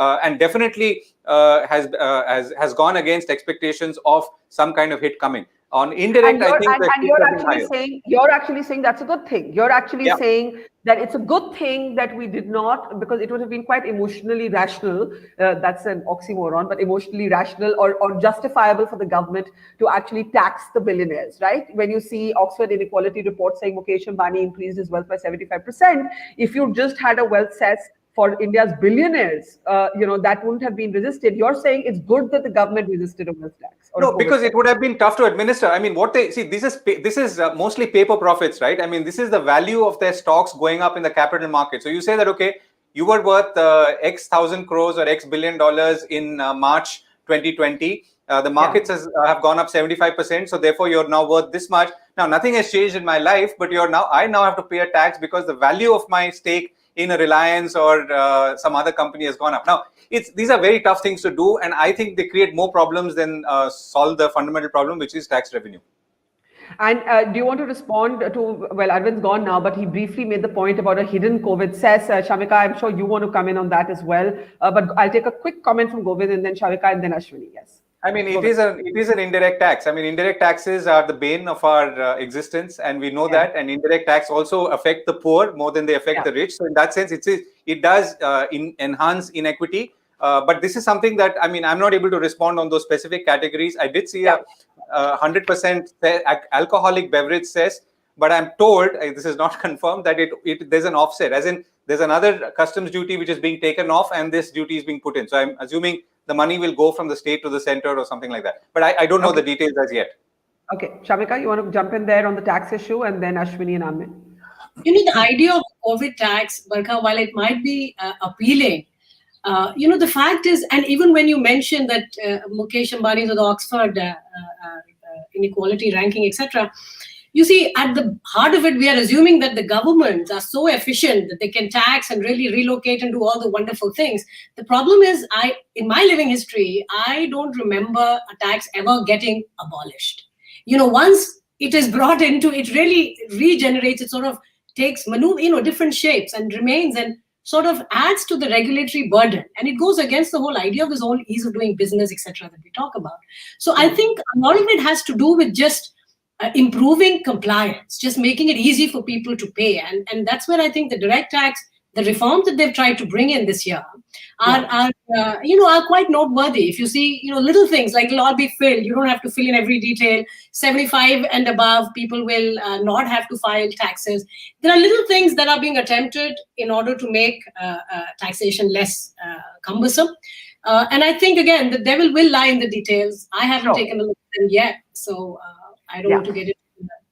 Okay, Ashwini, on sort of the tax announcements, and I think Govind makes the important point that as much as we're drawn to the idea of the billionaires paying for the rest of the country, especially since their wealth increased manifold, this is sort of giving the state the kind of interventionary power that would eventually catch up with the rest of us, and therefore I think there's a slight discomfort with it, notwithstanding sort of Piketty's old ideas on wealth tax and so on.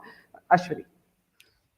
I'm not a tax expert, so I don't know. I can't comment on the numbers, etc. But this is a very old debate in economics, whether the rich should be taxed or not. And it's a very popular view that if you tax the rich, they run away, and then they don't, they won't contribute to the growth story as much as. So let's look back then. So this tax wasn't there, right? Not that it was there this budget. So what has been the contribution of these same billionaires? If a higher tax rate was what was preventing them from contributing their full effort to the growth effort, then why did we see a lowering of the rate of growth? So for me, it seems like a circular argument.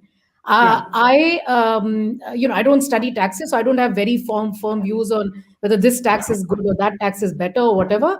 But I'm always struck by this argument of saying, never tax the rich because then they won't invest. So why does investment go down then? So maybe there is an issue that people don't have enough purchasing power to buy the goods that these people are producing, in which case then there's a greater argument, a stronger argument to be made for injecting demand into the economy. But the same people who oppose taxing of the rich also oppose giving any cash support to the poor. So what should we be doing then? Don't give. I do want Govind to briefly respond to that. It's not like we're not taxing the well-off. If you're earning more than 2 crores a year, you're paying 43% tax. That's not a small amount. It could be more, it could be Scandinavian levels, but it's not low. Salary people pay a lot of tax. So I personally pay a lot of tax because I earn a salary and I earn a decent salary by Indian standards. But I'm not talking about salary. So, when this Oxfam report that Barkha is talking about, when you just read the numbers, 4 days of wealth, Mukesh Ambani's wealth in 4 days was equal to 195,000, combined annual income of 195,000 Reliance employees. I know that these are sort of headline grabbing numbers, but my question is, I think he made that money in an hour. We should have. Either you say that these rankings mean nothing and there's not really Okay, but I think the point that Govind is making, and I won't speak for him, I let him respond, is that structurally this is a bad idea. It allows for a big state sort of mentality, and then this wealth could actually just flee the country. Govind, I'll let you come in, and then Amirullah, and then we have look, I'm not going to speak. I don't want to speak for the government. All I'm saying is that in front of the government, at a time like this, where the economy seems to have shown the resilience, but we are now looking to say how can we now build on this resilience and grow it further. You want to take your wealth creators and your job generators with you. So now, should you be not taxing them anymore at all, or should you be taxing them a little bit? I mean, that's a public policy decision. I mean, I'm not equipped to do, but yes, I mean, from where I see maybe more free market, more capitalistic, I would say that we as a country are reasonably good in terms of individual taxation. We have definitely already given the SOPs on corporate taxation, which was actually a surprise. I mean, no one expected corporate tax to be dropped suddenly the way it was, but we've dropped it. Now, yes, could they have increased it? But they've obviously chosen not to, because the call that they've taken is they would rather take everyone along, including smaller individual taxpayers, by not touching anyone. And hopefully they will contribute to growth by consuming more and spending more in the year to come. Okay. Amirullah, sorry, you've been waiting, and then we have to take last comments. Yeah. Sorry, Govind, Govind, this is a very interesting way of taking everybody along. So you reduce corporate tax and you do not change my taxes. That is taking me along. Wonderful. I think this is old fashioned, but in a year like this, which is unprecedented. I mean, the economic survey talked about how, it comes once in 100 years. In an unprecedented year, we are talking about the regular ideological stance. We say we are talking economics. The only thing we are discussing is the politics. It's an ideological thing that we should aim for growth.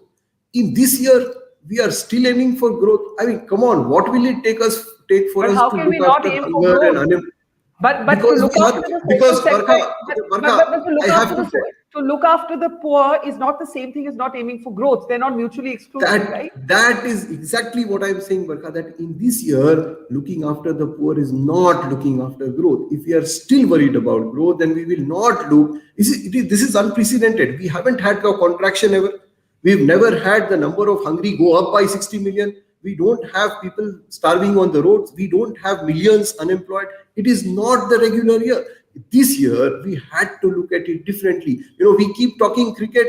It is not the same ball coming back to us again. It is swinging wildly. We had to look at it differently. You can't put a defensive foot forward. So that is why I am worried. Okay, yeah. Quick response, Shamika. I could see you wanting to respond there. So let me just actually bring you in right away. Go ahead. Shamika? I don't know if we lost. Yeah, I think she's frozen. We'll get her back. Govind, do you want to take that? My apologies. Yeah. Sorry, Govind. Let me just unmute you. It's a tricky subject at any point of time. I still believe that the fact that we are not taxing today in some ways is a sign that as an economy, we are feeling more confident. Now, I mean, the government can take how much ever credit it wants, but the fact is it's really the people of India, it's entrepreneurs, it's businessmen, it's businesses who've bounced back and shown resilience of a nature of a kind that we've not expected. So now, do you at this point tax them further, or do you leave them alone to continue, focusing on their energies, on their animal spirits, to use a once often used word for India? Yeah. I mean, I'm sort of inclined to that at this point. I mean, it comes. Yes, I mean, we are recovering from a pandemic, and we want to recover further, both economically and from a health point of view. And for which we need, everyone to feel, confident. We want people to feel a little happy, as the stock markets are today, and that hopefully will contribute to other things. Whereas a little bit of like the bee, taking a little from honey from every flower. I mean, even that small thing could have caused a bit of a distortion without necessarily the benefits that you thought you would get. And I'm talking about taxes. Sure. Now we have about 5-6 minutes left. I want to talk about some of the other things in the budget. An IPO for LIC, what they've said for the banking sector. So the IPO of LIC to be out in the next fiscal, and then a sort of set of reforms, a kind of asset management company announced for stretched banks, a kind of privatization sort of process for nationalized banks, for government banks. Govind, did anything leap out at you in particular? Yeah, so I think here is where the cup is yet to meet the lip. I mean, there is a big gap here between intention and execution. I think they talked about Air India, that we will privatize Air India this year and Pawan Hans this year. They've been talking about this for at least 6 years or 7 years, and this government and other governments have talked about it for longer. So if we are saying that we want to raise 175,000 crore through disinvestment and privatization, and if Air India is one of the things, then the track record, frankly, doesn't give me any confidence. And I think that's where the real problem in this budget is. The announcements are very strong. They are well-intentioned, I'm assuming, and they're welcome. But to execute each of these announcements, particularly on disinvestment, is going to be a mighty challenge. LIC, yes, we want to, but tomorrow if some major unions go on strike and people start protesting and all of that, and then they start pulling back, then the whole thing is back to zero, right? And exactly what's happened in Air India. So these are very, very tough, rocks to move, and it's not going to be easy. And I think this is where in a way there is the sort of fatal flaw in the budget. I mean, in as much as the announcements are good, but they're very, very difficult to execute. Okay, Ashwini, do you want to come in? Do you want to come in on that? So, one of the things that didn't get discussed, and it's related to this discussion, is the whole Atmanirbharta pillars, the 6 pillars of Atmanirbharta. And, this discussion happened during Brexit. It's happened in other countries. This inward-looking strategies at a time when globalization is a reality. And of course, there are elements of globalization that we need to guard against. But on the whole, an interaction across borders is not necessarily a bad thing. And when you combine Atmanirbharta, focus on Atmanirbharta with some of these other changes, one wonders about the kind of growth impetus. Govind, you should also be raising these questions about where is the growth impetus coming from, because we are saying we're going to close our borders, it's going to be Atmanirbhar, not this country, not that country, etc., etc. And that leads to a lot of concern about the rising inequality. I think it's linked. So fortunes of a few industrialists, they are already risen so much. And then you're saying Atmanirbharta, you're raising protectionist barriers. So is there not a worry about the rich getting richer? And so that's something that people are, it's Atmanirbharta is taken as, something that we've always followed. And I think India has had a nice mix, although, moved across in different dimensions, but we've had a nice mix of some self-reliance coupled with benefits of international interactions, So where is this mix headed now? So I think that's a question that needs to be asked. Govind, do you want to respond? Then I have just a couple of minutes for closing comments. Yeah, entirely. I agree with her entirely. I think. I am not. First of all, I've not understood Atmanirbhar, because I've seen many different explanations for what it really stands for, and many of those explanations are post facto. Someone said productivity-linked initiatives are Atmanirbhar, but that PLI, as far as I remember, came after the original Atmanirbhar announcement. So I think there is confusion on what it really is. But one manifestation is clearly higher tariffs, which I don't think is good. I mean, higher tariffs for short periods might be good. Higher tariffs for political, strategic defense reasons might be, we may have no choice, like when it comes to China. But elsewhere, I think we clearly should be working and moving towards a strong, liberal, free-flowing economy, because that's the only way our own consumers will benefit. I mean, India's mobile phone growth and thus creating this huge digital economy with its pluses and minuses, from let's say 150 million smartphones to 480 million smartphones, has happened because of Chinese imports. Now, you could say that the Chinese are bad, they're evil, but the fact is that if their imports didn't come at those prices, all those smartphones wouldn't have been in the hands of millions of Indians, and so on and so forth. So I think the important thing is to have these on timetable. When you raise tariff. But secondly, I think that's the other thing. I'm not saying I was expecting the budget to say, is that we need to keep on working on opening up our domestic economy, even for whatever strategic defense reasons. We have to raise tariffs somewhat on the international front. We have to constantly keep opening up and making goods, the flow of capital, goods, people, and services easier and simpler within the country. And that, I think, separately is in itself a way to go. Okay, I think Shamika is back with us. So if we can just come out of these graphics and take a last word from everybody.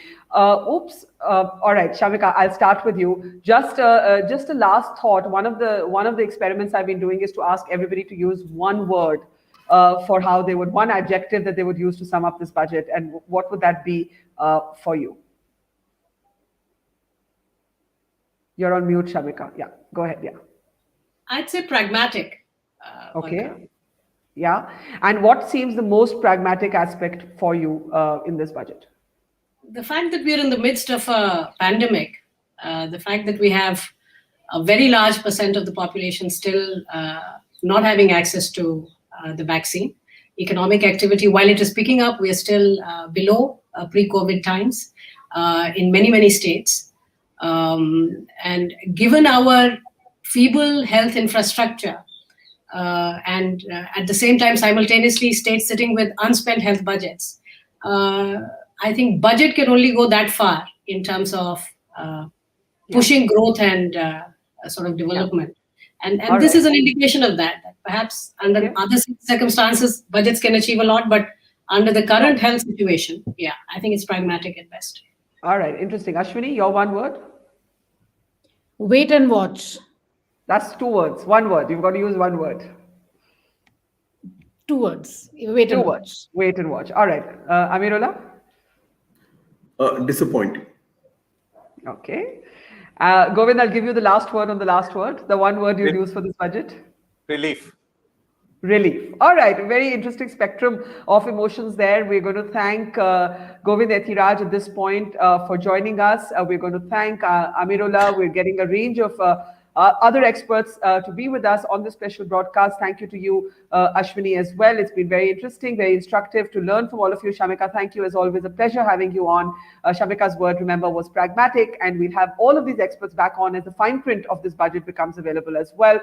Thank you so much. And if you're just joining us, it's almost 3 o'clock. No, it's a little past the 3 o'clock hour. And Union budget is historic in many different ways. It's the first budget that is after the pandemic. It is a budget that the finance minister said was undertaken in circumstances like never before. It was also a digital budget. Nirmala Sitharaman stood out there for her red tablet, getting rid of the big potha of documents that are normally accompanying finance ministers into parliament. But the big question will be whether, as this digital budget is actually placed on the floor of parliament, is it a budget that can be a magic pill for the economy? Now, I want to bring in our guests at this point, whom I'd like to introduce one by one, so we can actually come out of these graphics. But remember, this is only the 3rd time, as she pointed out on the floor of the House, that our budget has in fact followed a period of contraction. Now, let me just introduce all our guests one by one. We're joined by Madhavan Narayan. Madhavan Narayan is one of our senior most journalists, has been a business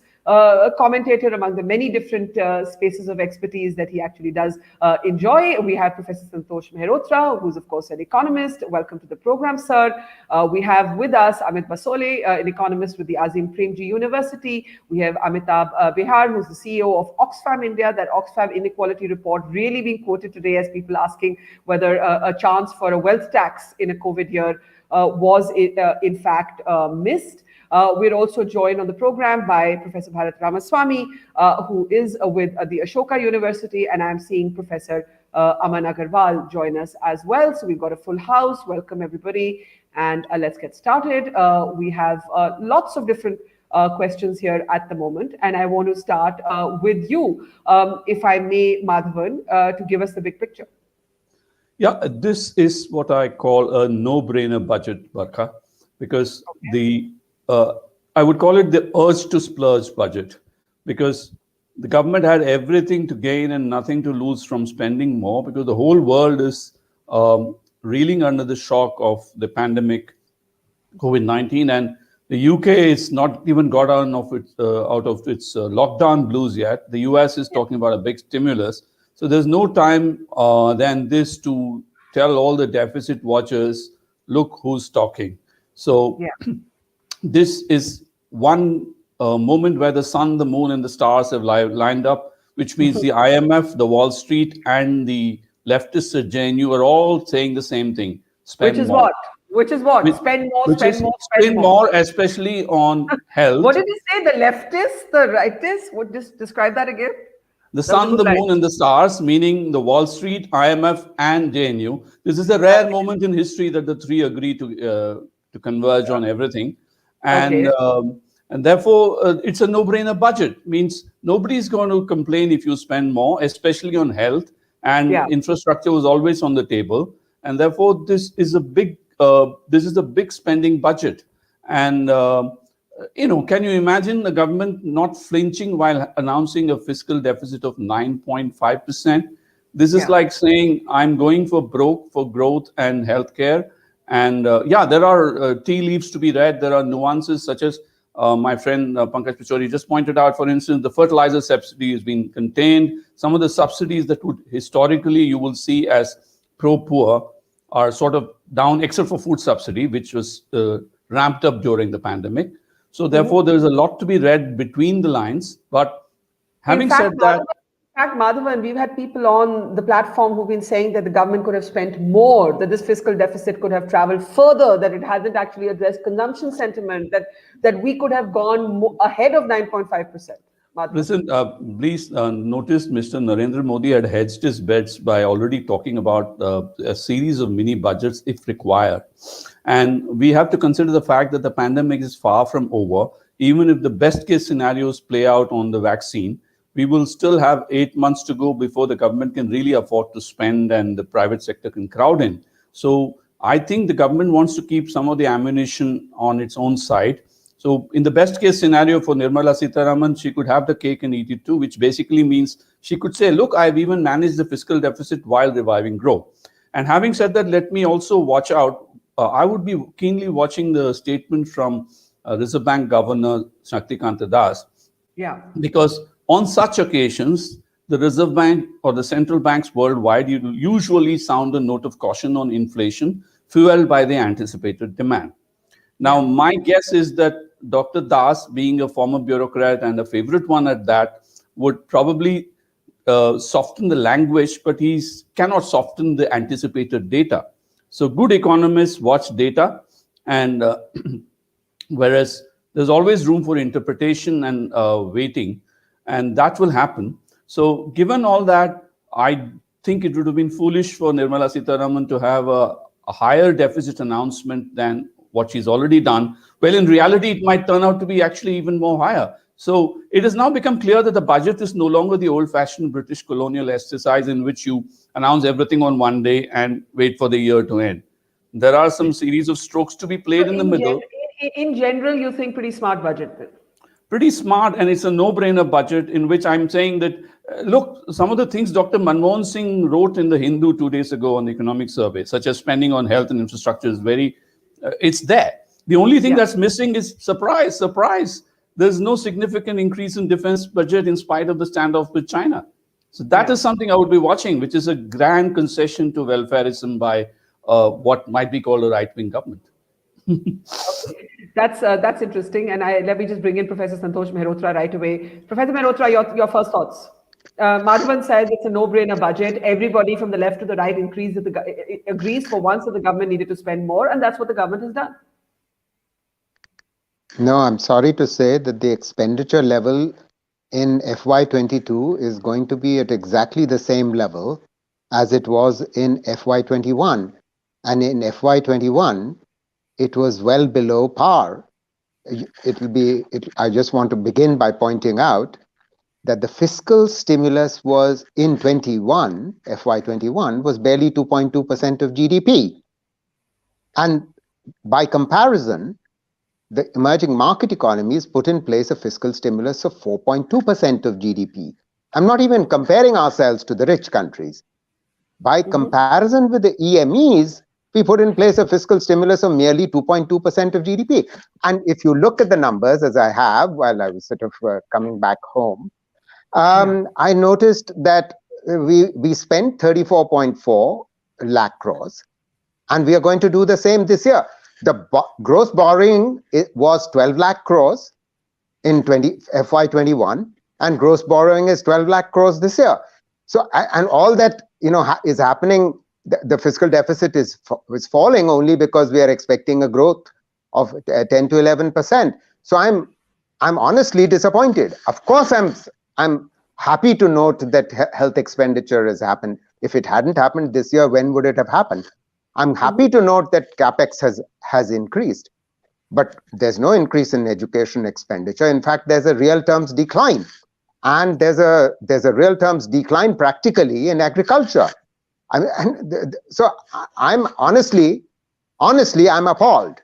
Obviously I expected that no changes will happen in taxes, but indirect taxes are already accounting for a higher share of total tax revenue, and our tax revenue to GDP ratio has been systematically stagnant, and it has fallen this year.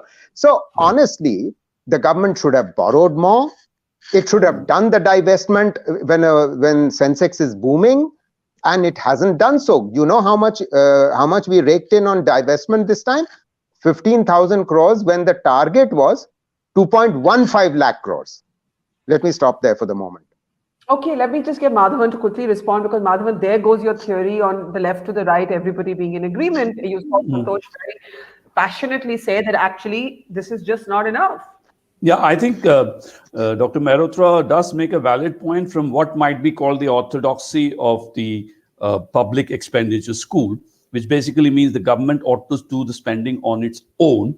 Whereas if you look at the details of the budget, there's plenty of scope, such as the recapitalization of banks by 20,000 crore, the plan to set up a new development finance institution with a special new capital of 20,000 crore, plus allowing infrastructure companies of approved infrastructure projects to set up, issue zero coupon bonds, and relaxing terms for the foreign institutional investors for debt, which basically means there is a big spending going on. It need not necessarily come straight out of the government's budget, much as I understand Dr. Mehrotra's perspective, particularly with regard to agriculture. The big surprise is not only on the side of defense, it's also on the side of agriculture. Fertilizer subsidy, for instance, hasn't gone up much. Food subsidy is understandable because already a lot of amount has been spent, and there's been a virtual doubling compared to last year's budget estimate. The next year's would be nearly double, or more than double perhaps. But having said that, the orthodox spending by the government, but this is the BJP government, let's face it. I did not expect anything else from the BJP. Their whole strategy is to essentially build on aspirational infrastructure with as much, as Nirmala Sitharaman herself began by saying, one of the 6 points she has is maximum government, minimum government. Japanese, the Arabs and the Singaporeans will come and invest to make up for what the government used to spend in the good old days. So lots of different points there. We also saw a very, very robust, aggressive defense of the MSP and procurement regime, against the backdrop of the continuing farm protests, and we'll play out that statement from the FM for all of you. But the big picture, right? The big picture, as the government reiterated in Parliament, that it's committed to the welfare of farmers, and we can examine all of these points one by one. Bharat Ramaswamy, for you, what was your big takeaway? Well, I think it all matters on what your expectations from this budget were. Yeah. So so I think in one respect I do share the relief of Madhavan that the government did not try to clamp down on expenditures. Yeah. On the other hand, as we have seen, even during COVID time, the government never believed in measures to boost demand. There was no move to expand the safety net and so on. And so those measures were not on the anvil this time around as well. I thought that, given in my expectations, I thought actually, when I've seen the speeches of the finance ministers of the last 6 years when the BJP has been in power, I thought this was actually probably the best speech. The government could not have done very much because they were out of money. There is a contraction in the economy, but at least Nirmala Sitharaman took the opportunity to signal some sort of an economic policy in terms of the 6 pillars, all of which are laudable goals. As I see it is that 2 of those pillars in terms of health and infrastructure were somewhat spelled out in detail. The others are very sketchy, and we didn't get very far with respect to either inclusive development or in terms of minimum government, maximum governance, and so on. I think that from my point of view, I can see that if you set the bar low, it's that there is I don't see any damage to the economy in terms of the status quo. I think the opportunity that what I would have liked to see is that a greater attention. I welcome the attention on health and infrastructure, but I would have liked to see something more on safety nets and how to boost the purchasing power at the bottom end of the population, because we are facing a demand contraction, and it's only at the bottom end people will spend. People like you and me will. Let me try and sum this up. Status quoist, safe, generally welcome direction of the budget from your point of view? Status quo is, yes, in terms of, if this is what Atmanirbharta means, these 6 pillars, yeah, I am relieved. I think in terms of protectionism, it's only been some tinkering of import duties at the margin. Nothing major has happened. So I think there is no major snapping of links with the world. Of course, there are contradictions in the notion of Atmanirbharta, that we want to give these production-linked incentives, and there is some protectionism which is inbuilt in that notion, and so on and so forth. But that aside, I think that's it's a kind of a. So we've gone the range. I'm sorry, I'm interrupting you, but I want to go to the others also. We've gone the range from Madhavan saying no-brainer, Professor Mehrotra saying disappointed and appalling, to Bharat saying generally right direction. Quick opening comments from both Amit and Aman, because then I want to come to Amitabh on what many say could have happened and didn't, which was a wealth tax for the billionaires. But to you, Amit, first. Amit. Yeah, thanks. On the whole, I am also disappointed and concerned that there wasn't really an adequate, sentiment expressed, I guess, for the hardship and the welfare losses that we have suffered in the last year. I would have expected a lot more, not only rhetorically as well, actually, in the budget speech, acknowledging the suffering that has gone on, as well as substantively in terms of outlay. Something much more, I would say. So just to give you a few examples to start off with, maybe we can return to this later. The Narega budget, is an increase over last year's budgeted estimate, but it's a reduction over what was actually spent. 1 lakh crore is the current year. It's gone down to 73,000 crores. NSAP, the social assistance program, the pension similarly went up, gone down to where it was. PDS looks big, as was mentioned earlier, but that's mostly because the FCI subsidy has been brought into the books, which has been widely lauded, that the government has come clean on those numbers and actually given the fiscal deficit numbers for what they are, which is fine, but that's not really a real increase, going forward. So in most of these crucial things like Narega, ration, pension, and so forth, which have been the lifeline for not just the poor, but several of the bottom deciles. And there's a big hole in their budgets. Remember, our calculations show that the bottom decile has lost 3 months of income last year, and that can have long-term consequences. So there had to have been some compensation, which I'm really disappointed to see that there is none. Okay, Aman, do you want to add to that? Aman. Yes, you see, when we look at the budget, what were we really expecting? We have all had a dip around the world, including India. And we know at the verge of this stage, the first and most important requirement for the country like India is to bring back the confidence in the people that they can go to work tomorrow safe and sound and be there for the families going ahead. Be there for the families going ahead.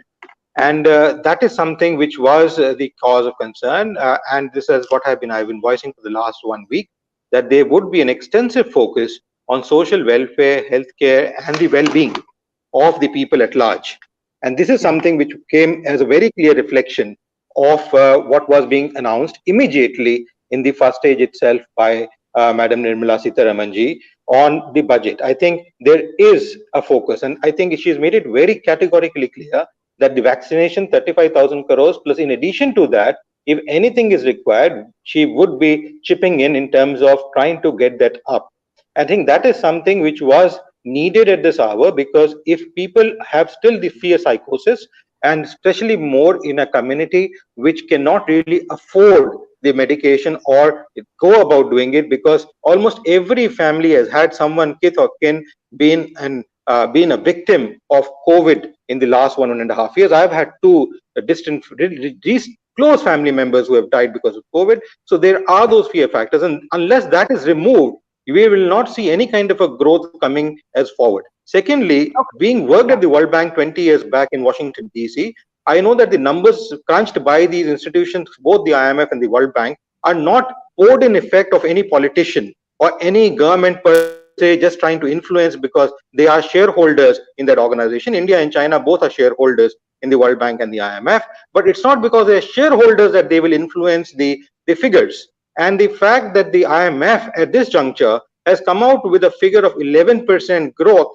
which is fairly astounding compared to what the rest of the world is facing, and the fact that we have had a negative dip of less than what was being projected, clearly shows that there have been rebounding factors. We had an international conference last 3 days, and one of the association members from shipping industry said that the shipping industry in the last 10 years, the kind of profitability they have not had is what they have earned in 2020. And then even in transportation, he's also the president of the Transportation Association. He was the president of. So there is what I'm trying to say is that there is that positive factor, and even the automobile industry is showing those numbers. The GST collections are showing. Where is the revenue coming from? So that's where they're taxing. So in my opinion, the hopes from the budget in terms of real allocations, when they've already reduced the taxation, whether it's a corporate level or personal, we are amongst the lowest tax-based countries around the world. From when we started our journey with 98% taxation to today, we are around 5, 20 and 30% taxation, with certainly an effect of GST and others, which is indirect taxation, which comes in. But I think from that perspective, what allocations she's tried to make, and even the allocation in terms of taking the projects forward, is important. Okay, I need to now actually do this a little bit in terms of breaking down specifics, but I do want to start with Amitabh on this.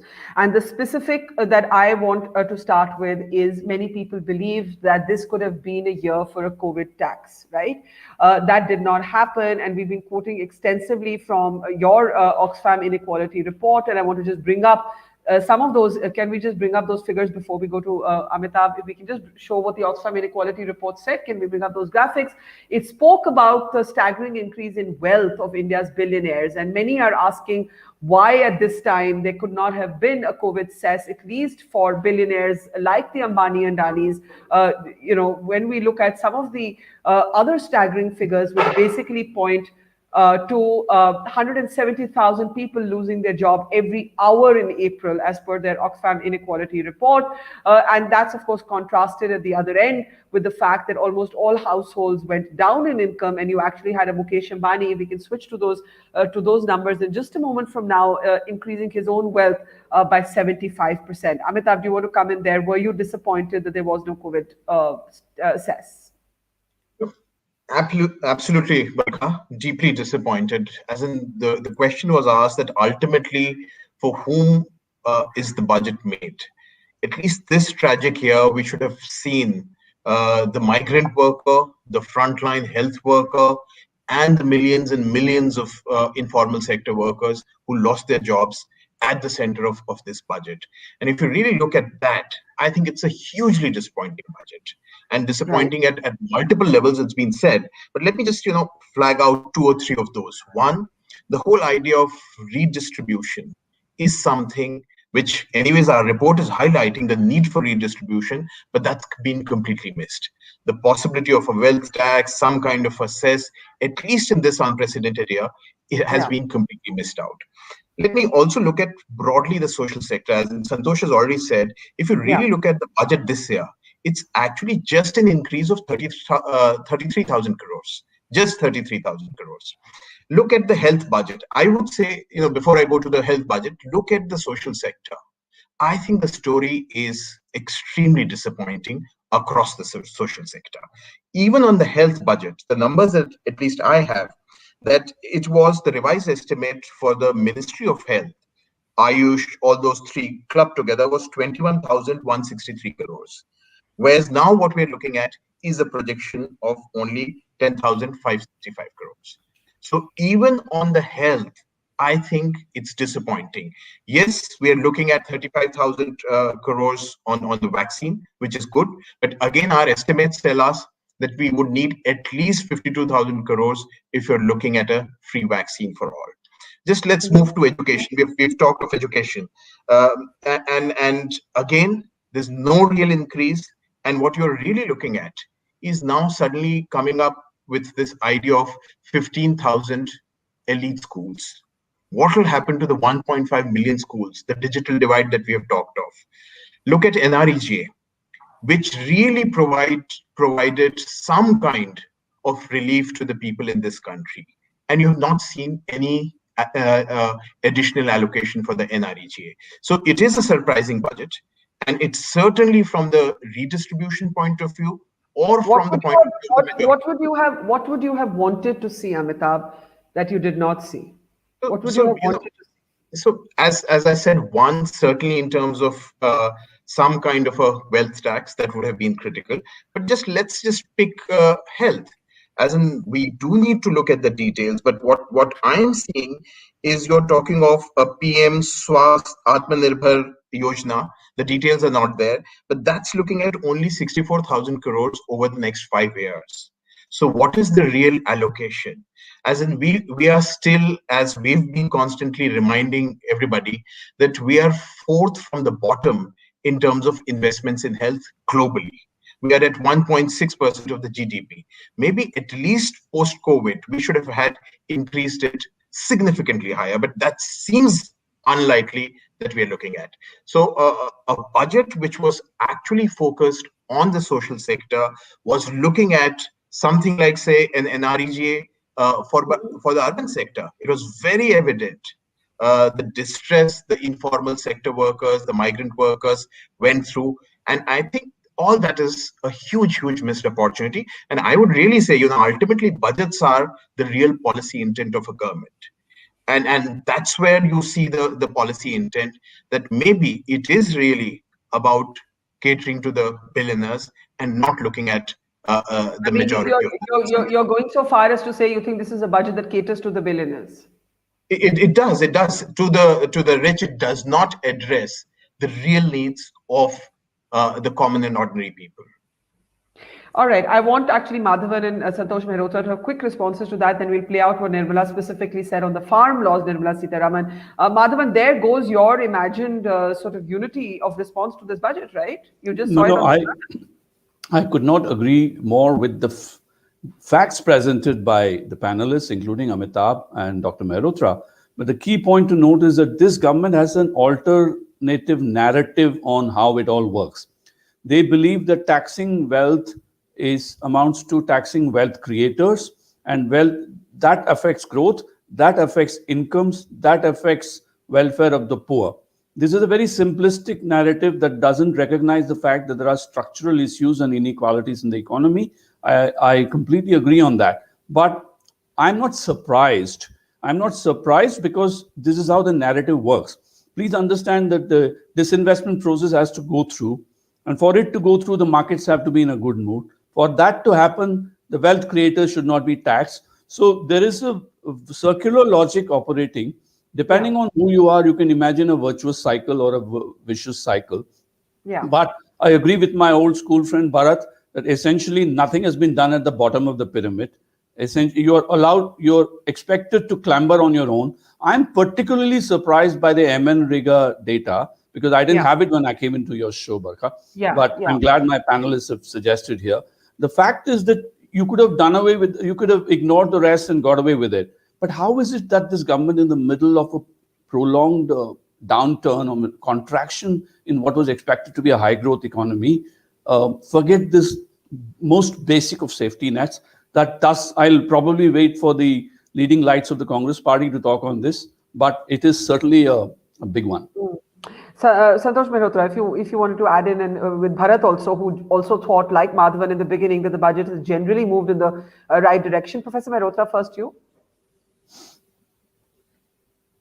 Professor Mehrotra, sorry, let me unmute you. I'm so sorry. Go ahead, sir. Are you able to hear me? I don't know. Maybe I think you're frozen. Sir, are you able to hear me? Okay, let me take the same question to Bharat actually. Bharat, do you want to come in there? Bharat, go ahead. Yeah. So what I said, Barkha, was that my expectations were not very high to begin with.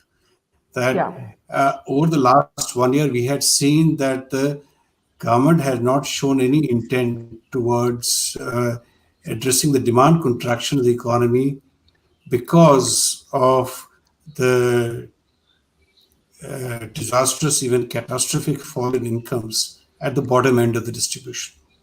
What I was worried about is in this budget is about what would be the direction of the Atmanirbharta policy, and to that extent, I'm relieved. I think the thing is that I've also welcomed the fact that the finance minister has put on record these 6 pillars in a way that has not been articulated before, that the government is committed to these things. Now, this is in this year, there is not money for many things. And so I did not expect that they will be, that the government will be able to comprehensively address all of these priorities. The thing that what I would have liked is some movement towards even a modest universal basic income to enlarge the really the inclusiveness in that way, and that's what I would have liked to see. But it's clear that that is not on the agenda of this government. Okay, let me just hold you there. Welcome Sunil Alag to the program. Sunil, hi and welcome. Very interesting conversation going on in the budget. There was an assumption, large consensus that this was mostly pragmatic, but maybe not bold enough. But many people on this panel believe that this budget did not go far enough in addressing the suffering of the poor over the last year, when India's billionaires have actually manifold increased their wealth, as the Oxfam Inequality Report shows us. Your first thoughts, Sunil, if you can hear me. Go ahead, Sunil. Sunil, your first thoughts on the budget, and we just lost Sunil right there. Sunil, are you able to hear me? I'm not sure why Sunil. Sunil, are you able to hear me? Sunil, hi. Sunil, are you able to hear me? All right. He is not able to hear me. And I just will get Madhavan if you want to add something, and I think Professor Mehrotra is back with us. Yeah. I think the key point in what Bharat made was that, and even Amitabh from Oxfam made, was that they were expecting what would be considered as progressive in normal times. I think the expectation was a little higher, but I want to point out something that wasn't mentioned in the context, which is that on globalization and Atmanirbhar, Nirmala Sitharaman has made some points clear that India wants to be part of a global supply chain, which should be a sigh of relief for the old Sorry, you got muted. I don't know why. Just go ahead. Sorry, just make that point. No, I'm just saying that Nirmala Sitharaman made it clear that India wants to be part of a global supply chain in manufacturing, which is to say that the Atmanirbhar plan, which is self-reliance, will not be of the old-fashioned protectionist variety, but one which will be calibrated with globalization, which should be some kind of a relief for the pro-globalization reformists. So they haven't rocked the boat of the Narasimha Rao equation. But at the same time, they have forgotten the old Manmohan Singh logic of reforms with a human face. That they do not seem to want to do anything proactively on measures such as universal basic income. They are content with what they've already done, such as the income support scheme for farmers, which itself has become contentious following the farm laws. So I think they are just betting their farm on growth, although that would be a mixed metaphor given what's happening in the farm sector. All right. think both Professor Santosh Mehrotra and Sunil Alag are back with us, and I'm really hoping both of them can hear me. Sunil, I'll start with you. I'm hoping you can hear me this time. Big thoughts, Yeah, I can. Go ahead. First, your macro thoughts on the budget. There is some concern here that it wasn't pro-poor enough. There wasn't a growth strategy. If there was a growth strategy, there should have been a COVID cess for India's billionaires. Your big picture. No, my big picture is that I was giving it about 8.5. It's a damn good budget. It's a very good budget, much better than what I expected. Where do I knock out 1.5 is that I was expecting the focus to be on jobs, which they've done very well because the infrastructure that they are spending on is going to create it. There is absolutely no doubt in my mind with all that expenditure, something in terms of job creation will happen. And the more money you put in hands of the poor, the more they spend. There is no question in my mind. It's the middle class that I feel has got slightly ignored because that 1.5% I'm knocking out because there's nothing to encourage spending. I did not want them to put money in the hands of the middle class because they tend to save. The question was that in areas where you needed spending like transport, like taking an air flight or spending on hotels, spending on restaurants, they should have incentivized them by giving them some tax relief if you spent the money. They don't seem to have done any incentivization to expenditure. And manufacturing, please, let me quickly add that, look, manufacturing depends on demand creation. If there's no demand creation, manufacturing will not go up at all. And it's important that people spend. And, October to November, December figures have gone up substantially on spending. But please remember that Amazon and Flipkart and companies like that offered 50% discount. They never used to offer that below. That is the first sign that this demand has to be sustained now. Otherwise, people were spending because of the massive discounts. Now, how do you sustain it? You had to encourage the spending. And therefore, they haven't given the middle class that amount of incentivization which I expected. And that's why I rated 8.5 out of 10. And what are you giving the 8.5 for? What for you leaps out the most in terms of... I'm giving it because of job creation. I'm just going. I'm giving 10 on 10 on job creation because they are spending like mad on infrastructure, which I expected them to do. I also expected them that, look, their fiscal deficit, they are not going to be bothered about, and they haven't been bothered about that. But I'm reducing 1.5 because I wanted them to give the... Well, we just lost Sunil's connection there as he was giving an 8.5 out of 10 score, which I'm sure, Professor Mehrotra, you don't agree with. If we can have you back. Professor Mehrotra, can you hear me? Yeah. I can hear you loud and clear. Yeah, so you saw Sunil Alag there, and he'll just reconnect. He was actually quite delighted with the budget. So we're having a range of views here, and I can see Sunil back. I'll let Sunil complete his points, and then Professor Mehrotra can respond to it. Go ahead, Sunil. Yeah. All I was saying was that, look, it is okay to feel that demand is going up, but it's going up because of massive discounts. Hotels have reduced their rates. Everybody has reduced. So if you want them to get back to normalcy soon as possible, you have to incentivize people to spend. And there is no incentivization. In fact, inflation for them is their petrol prices have gone up, their food prices have gone up, everything has gone up there. And if you don't incentivize them, they're going to save. Okay, so very differing sets of views on this panel, and I just want Santosh to respond. But briefly, Sunil, we were debating before you joined us a wealth tax for India's billionaires. Is that something that could have happened and did not? No, I look, we are charging 43% tax without any social benefits to the top lot. So if you're going to add to their taxes, it doesn't make any sense because you would have just about recovered very little. The question is, unless you can even go up to 50% if you like, and I don't have to save for my future. I don't mind paying 50%. In America or anywhere else, the taxes have come down and they have that their social protection is there, that when they retire, they don't have to spend on health, they don't have to spend on hospitals, they get everything. So here we don't have that. So how much are you going to clobber the rich and what are you going to gain on wealth tax? Why do you feel the rich are being clobbered? Why do you feel the rich are being clobbered? I would say clobbered because at some point of time, this small amount, you would clobber the whole industry because the entire perception would have gone wrong. How much are you going to collect on this very minor amount? But you're going to say that, look, unless you're making a political budget, in which case you want to say like social and all that stuff, you can say I'm going to hit the rich. But otherwise, this is a very good budget because it's not a social, it's not a capitalist budget. they're looking after the poor, and at the same time, they're encouraging people who have the capacity to set up manufacturing, to import less, to export more, to set up factories, to go in for capex.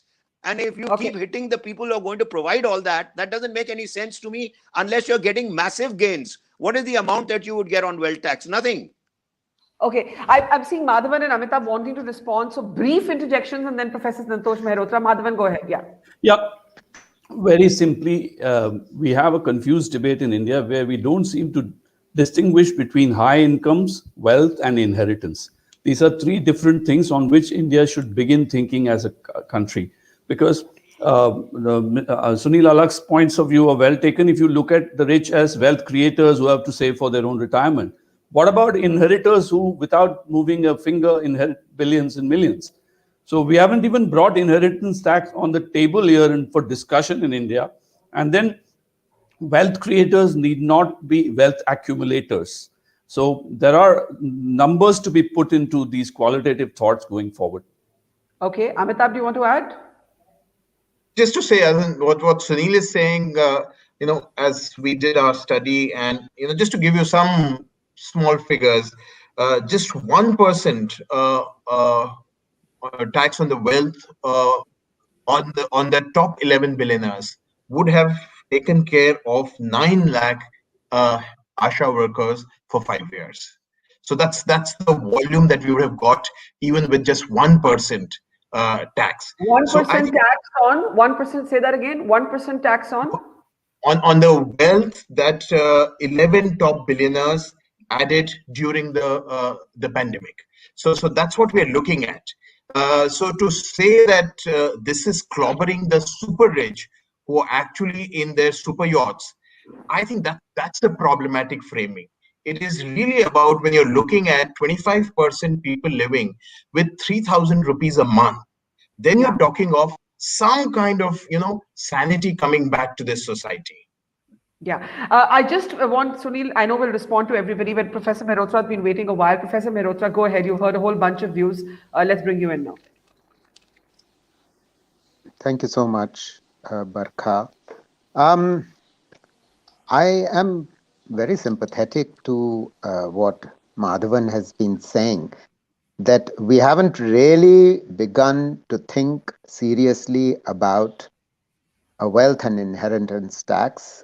And honestly, if we don't create a narrative and a dialogue about this, people like us, then this government or any government will not think about it. Because it's not that on Times Now, where I'm coming from, I didn't make that argument.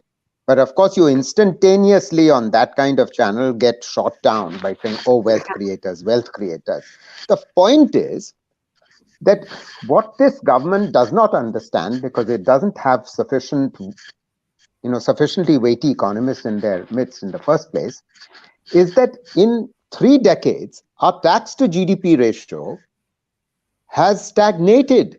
And yet at the same time, per capita incomes have quadrupled in the 30 years since economic reforms began. And we need to remind ourselves of how the rich countries became rich. The rich countries became rich, that as their per capita income rose, they taxed more. The tax to GDP ratio rose between 1880 and 1980 from under 11% of GDP to over 40% of GDP, and the size of the state grew. Unfortunately, what the data is showing is that we are, and I say this for the previous government as well as this government, I mean, this government least of all things like this. So we need to change this narrative. This is my point one. Honestly, my next point is the following, that this government goes on talking about V-shaped recovery. All we've seen is a rebound. We've not seen a recovery, and such recovery as we've had is already K-shaped. And going forward, it is going to remain K-shaped, because we know perfectly well that we are going to add about 85 million poor people by $1 a day in just 2020 and more next year. So what is the meaning of this? The meaning of what Bihar's report pointed out was that we are going to see a K-shaped. I can give you 3 or 4 other ways in which this is going to be a K-shaped recovery. And therefore, we have to come to some sort of consensus about a basic income. And if we were to generate growth, we will not be able to sustain growth after 3 or 4 years, because we now know perfectly well that so much capacity would have been destroyed over the next 2 or 3 years. MSMEs are closing, left, right, and center. The unorganized sector has not recovered, unlike what the V-shaped recovery walas will try and tell you. So where is the demand going to come from? Because the jobs are not growing. Their joblessness has increased. The wage rates have fallen. If anything, what we know about hunger and malnutrition that is increasing, how are we going to sustain growth? For the very reasons that we want to reach $10 trillion by 2030, you can see how very cleverly this government has dropped $5 trillion by 2025. They've just dropped it. Bhool gaye. Amnesia ho gaya. You're not even going to sustain growth to get to your fanciful idea of a $10 trillion economy if you're not inclusive. Before I get Sunil to respond to that, what's the one thing you think the FM could have done in terms of a policy? Cash transfer. Cash transfer. 6 months ago, I wrote a long paper, gave it to Rajiv Kumar. It's not that they didn't consider it. When Atmanirbhar Bharat was being considered, they thought about this. And as Amit will tell you, we've been consistently arguing for an urban employment guarantee. These are two things if they had done. And by the way, Madhavan, I don't think we need a UBI. What all we need is to provide 500 rupees a month, which is what PM Kisan gives for at least for several months for 50% of those who are poor. And we can identify them. The identification was worked out by me in detail in this paper for urban poor and for rural poor. Let's just remind ourselves. And this is what I was suggesting was only 10,000 crores per annum, more than what the government is spending on PM Kisan. And yet we would have included tenant farmers, which are not included in PM Kisan, landless labor, rural other poor, and urban poor. So if we did that with the same, roughly the same amount of money, you would be raising aggregate demand. The rich farmers are not going to spend that much more other than on tractors. So let me at this point firstly say bye to Amitabh, who has to go. Thanks, Amitabh. I wanted Amit to add briefly his comment, and then I want Sunil to respond to everything he's heard. He's heard most of it. I know we've been losing him in the middle. Amit, go ahead. Yeah, no, I agree with a lot of what Professor Mehrotra has said, obviously, but I also understand Mr. Madhavan's point as well in terms of the perspective of this government. It is certainly a growth-oriented perspective. We knew that going into the budget that they would take an infra-growth route to recovery. So it's not surprising. So, I certainly am not surprised, but I am disappointed for the reasons that I mentioned earlier, which is the distress is overwhelming. Survey after survey, and we've been doing a survey of surveys here at Azim Premji, shows us this, that people have suffered greatly. So and it's not even like you have to see a lot of this as dole or something like that, because you can spend in a way that does create infrastructure as well as demand. So the urban employment guarantee that Professor Mehrotra alluded to is one such thing. Narega, contrary to what a lot of people think, is not pure dole. It does create assets and it can be used in a way to do that. So there are ways to spend which supports people who need support right now while creating demand and creating public goods. I go back to what Professor Mehrotra said in terms of the tax GDP ratio. For me, what that really points to is the importance of public goods in growth and in prosperity. We are never going to become a prosperous country unless we take public goods seriously, and we really haven't done that.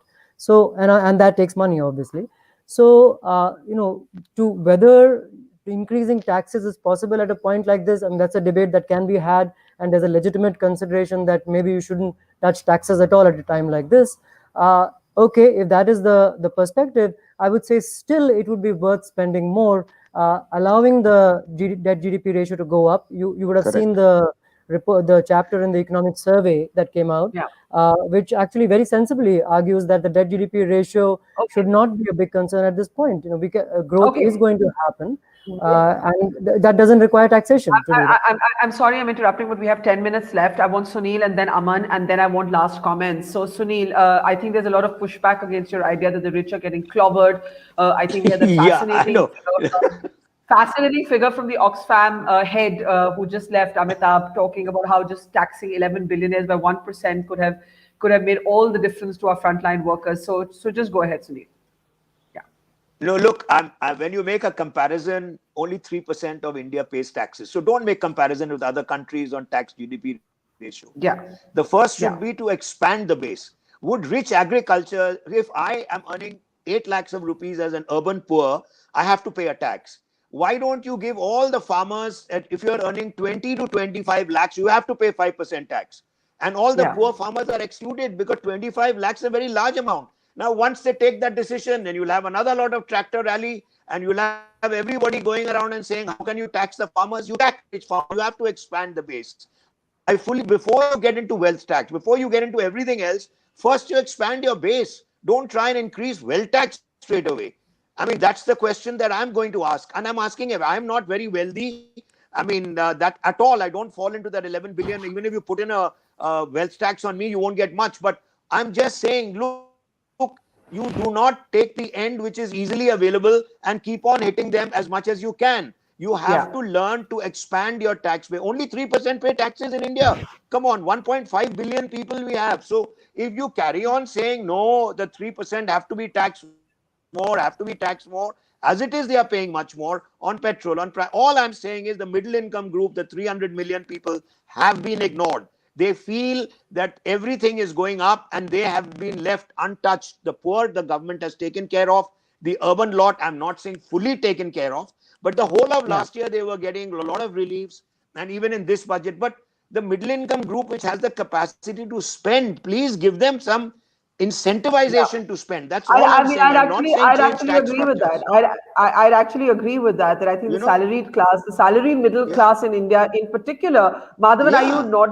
You're agreeing with me or you're disagreeing with me? Let me just. No, I agree with you, but except that I do not think the super rich should be clubbed with the middle class. Even a middle class, let's say an IT vice president who earns 50 lakhs a year should not be clubbed with a famously surnamed inheritor who's going to get $100 million in the bank without moving a finger. And that is what the Amitabh Behar argument was about. It was about inheritance of wealth and accumulation of wealth. It is not about creation of wealth.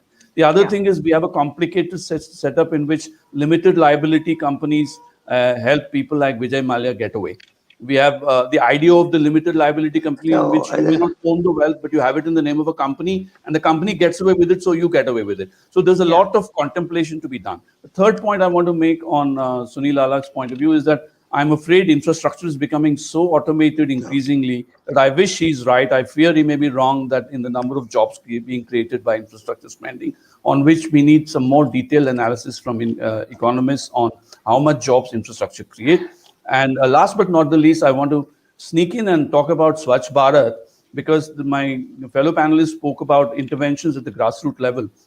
What better intervention can you do than marry Swachh Bharat with the pro-poor programs? That is not happening because 1,41,000 crore of Swachh Bharat 2.0 sounded very attractive till I found out it includes garbage management, plastic use, waste management. All together is over 5 years, which means we are spending a paltry sum.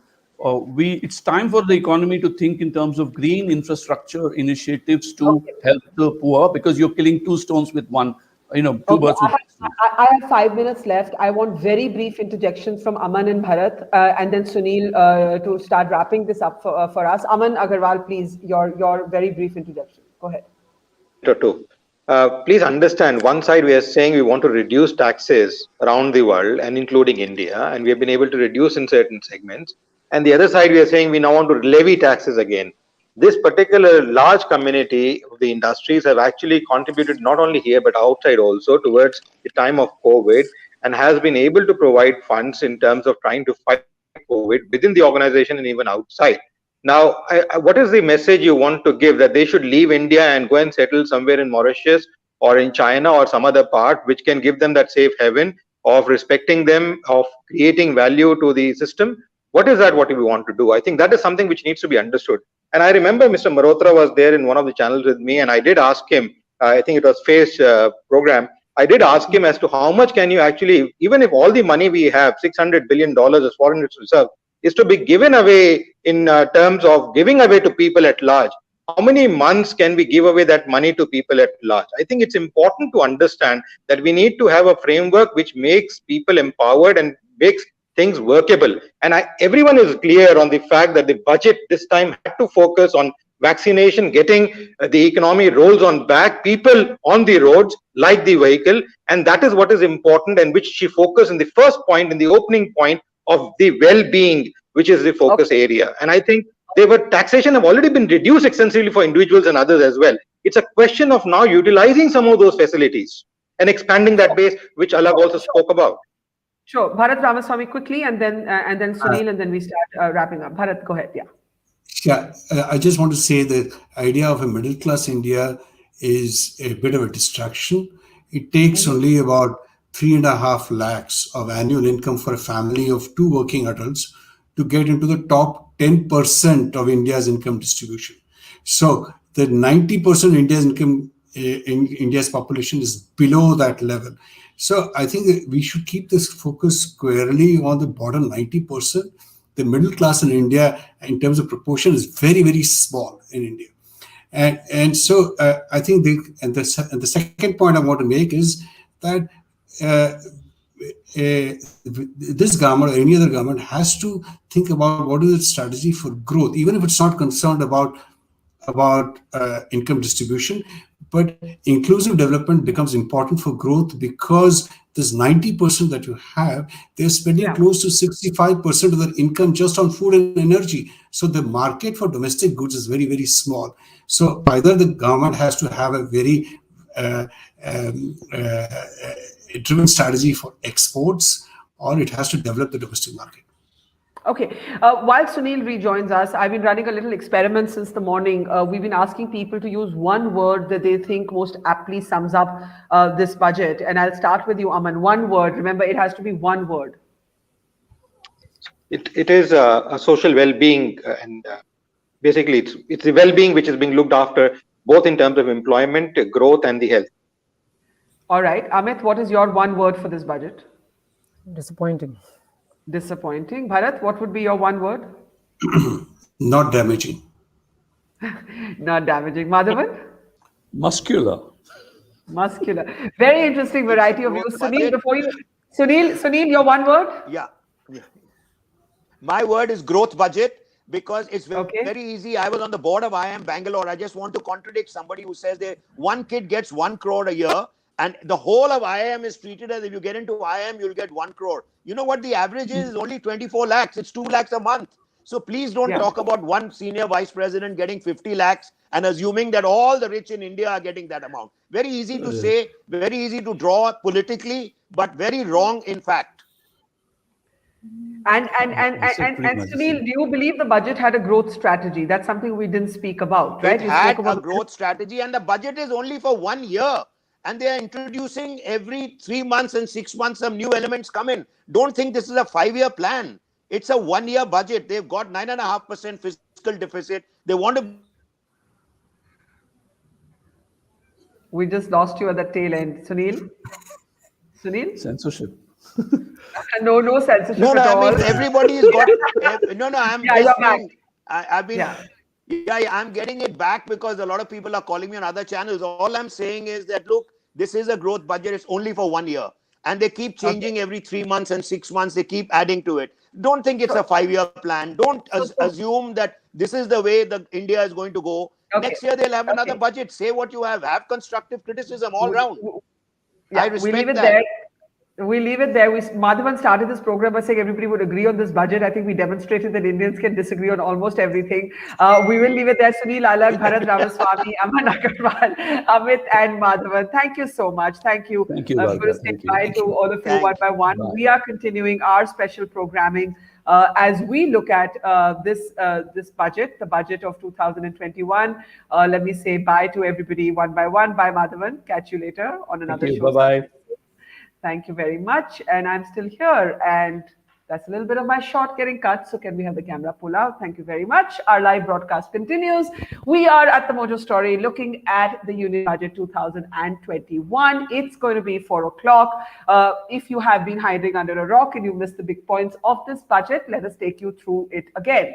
This is, of course, India's first post-pandemic budget. And the consensus generally, despite some disagreements, that it has been a safe, solid, pragmatic budget. There could be disagreements on whether it went far enough in its growth strategy. Nirmala Sitharaman was quick to flag the fact that this was a budget undertaken in circumstances like never before. She was also quick to tell us that this is a budget that, of course, got digital, but actually held that red tablet. Many are asking whether this tablet will be the magic pill that in fact is needed to reset and rejig an economy ravaged by COVID. We are going to be asking that question to Dr. Arun Virmani, one of our best known economists and public intellectuals, and we're going to bring him up in a moment. But if you just want to get a sense of the fiscal deficit, obviously everybody from the economic survey to the left wing to the right wing was calling out for the government to actually spend more. Dr. Virmani is with us. Welcome, sir. Just want to, before I start the conversation with you, look at that fiscal deficit data. The fiscal deficit data is, of course, saying that the fiscal deficit is going to be at 9.5% of the GDP. The economic survey had called for expansionary spending, and the government has done that. When it estimates what's going to happen next year, the FM is explaining why the deficit had to do a sharp deviation from the target for next year of 3%. And the number that we're looking at estimated for next year looks something like this. It stands at 6.8%. If we can now move to this last slide, that's what it tells you, that that's what the estimation is for the fiscal deficit for next year. Pragmatic, prudent, safe is mostly what the government has been called, with some disagreements over whether it went far enough. Let me bring in Dr. Virmani on what he thinks. Your first thoughts. I think, we had in both our presentations to the FM and the PM at NITI, we had said that the focus of the budget must be on restoring fast growth. And so whatever needed to be done with whether it's reforms, whether it's fisc or anything related to it, that should be the primary focus. And of course, the secondary focus, which was to take care of certain things connected to revival and the lessons from the pandemic which needed to be done, like welfare. I know everybody has been discussing health. So these were the primary, and the kind of secondary, the leftover problems, etc. from the pandemic had to be addressed as a secondary measure. But I didn't think that was a huge issue. It was just a short-term 6-month issue. In terms of sort of the big takeaway, what leaps out at you about the budget, Dr. Virmani? The way I judge budgets, I've seen, I don't know, probably more than any other person around, from inside and outside. There are two things. One is a big idea, and the second is the other smaller things. I mean, in context of big idea, other things may look small, but they are needed, especially post-pandemic. So the big idea here was the framework for strategic sale. Several months ago, they had announced, like everybody I heard on the news, that the cabinet has approved this framework, but we didn't know what the details were, strategic industry policy, etc. So the big thing is it's being spelled out, whether loss-making PSUs, the privatization of 2 public sector banks, IDBI, and a number of things which have made it concrete. So it's not just an announcement that we are changing the approach, but then giving, so to say, concrete actions which will assure everybody that now this change has been made. And then very quickly, I'll just go list the things and you can discuss the infrastructure. There are several things, particularly I like this PPP in management infrastructure, but of course, infrastructure everybody was talking about, to stimulate demand, to increase employment competitiveness. Then banking we mentioned, but the ARC, AMC, I myself recall we've been discussing this for, 10 years or 15 years, how to solve the NPA problems. So that has been finally addressed meaning the process has started. Finance, the single securities code, FDI and insurance, and then the welfare aspects, which are very important in my view, again, I'm very pleased because that's something I had emphasized both my meetings and I've done it publicly. This whole question of sewage and sanitation. Yeah. So let's pick up everything one by one, right? Let's first look at the deficit, and whether you believe that actually the government could have afforded to be even more elastic with this number, because I've heard some comments saying that this will not change consumption, that there isn't enough incentivization for in particular the middle or the upper middle class, and therefore the spending needed to be even more. What do you look at? What do you look at? So I don't agree with the criticism, and let me explain why. The three-stage process, I must mention this because people don't realize we have done 7 research papers on COVID starting from February to August, 1 paper every month. So I'm not just talking off the top of my head looking at the budget. So what we had pointed out that there were 3 stages. One was survival, revival, and then regrowth. Using different words. These words now sound the best. So the revival for 90% of the economy is in process. The 10% which is left is what I call contact services. You know them as hospitality, transport, etc. So I had said in my presentation that we need to do a little more on this segment. But I don't think we need to do more in terms of just revival for the rest of the economy. So the 2 things which I emphasize, and of course others have talked about, the main one for the rest of the economy is the infrastructure stimulus. People always think of infrastructure as supply. To me, it is demand. And that 34.5% increase in infra spend and the whole capital budget is enough. I don't think we need to do that.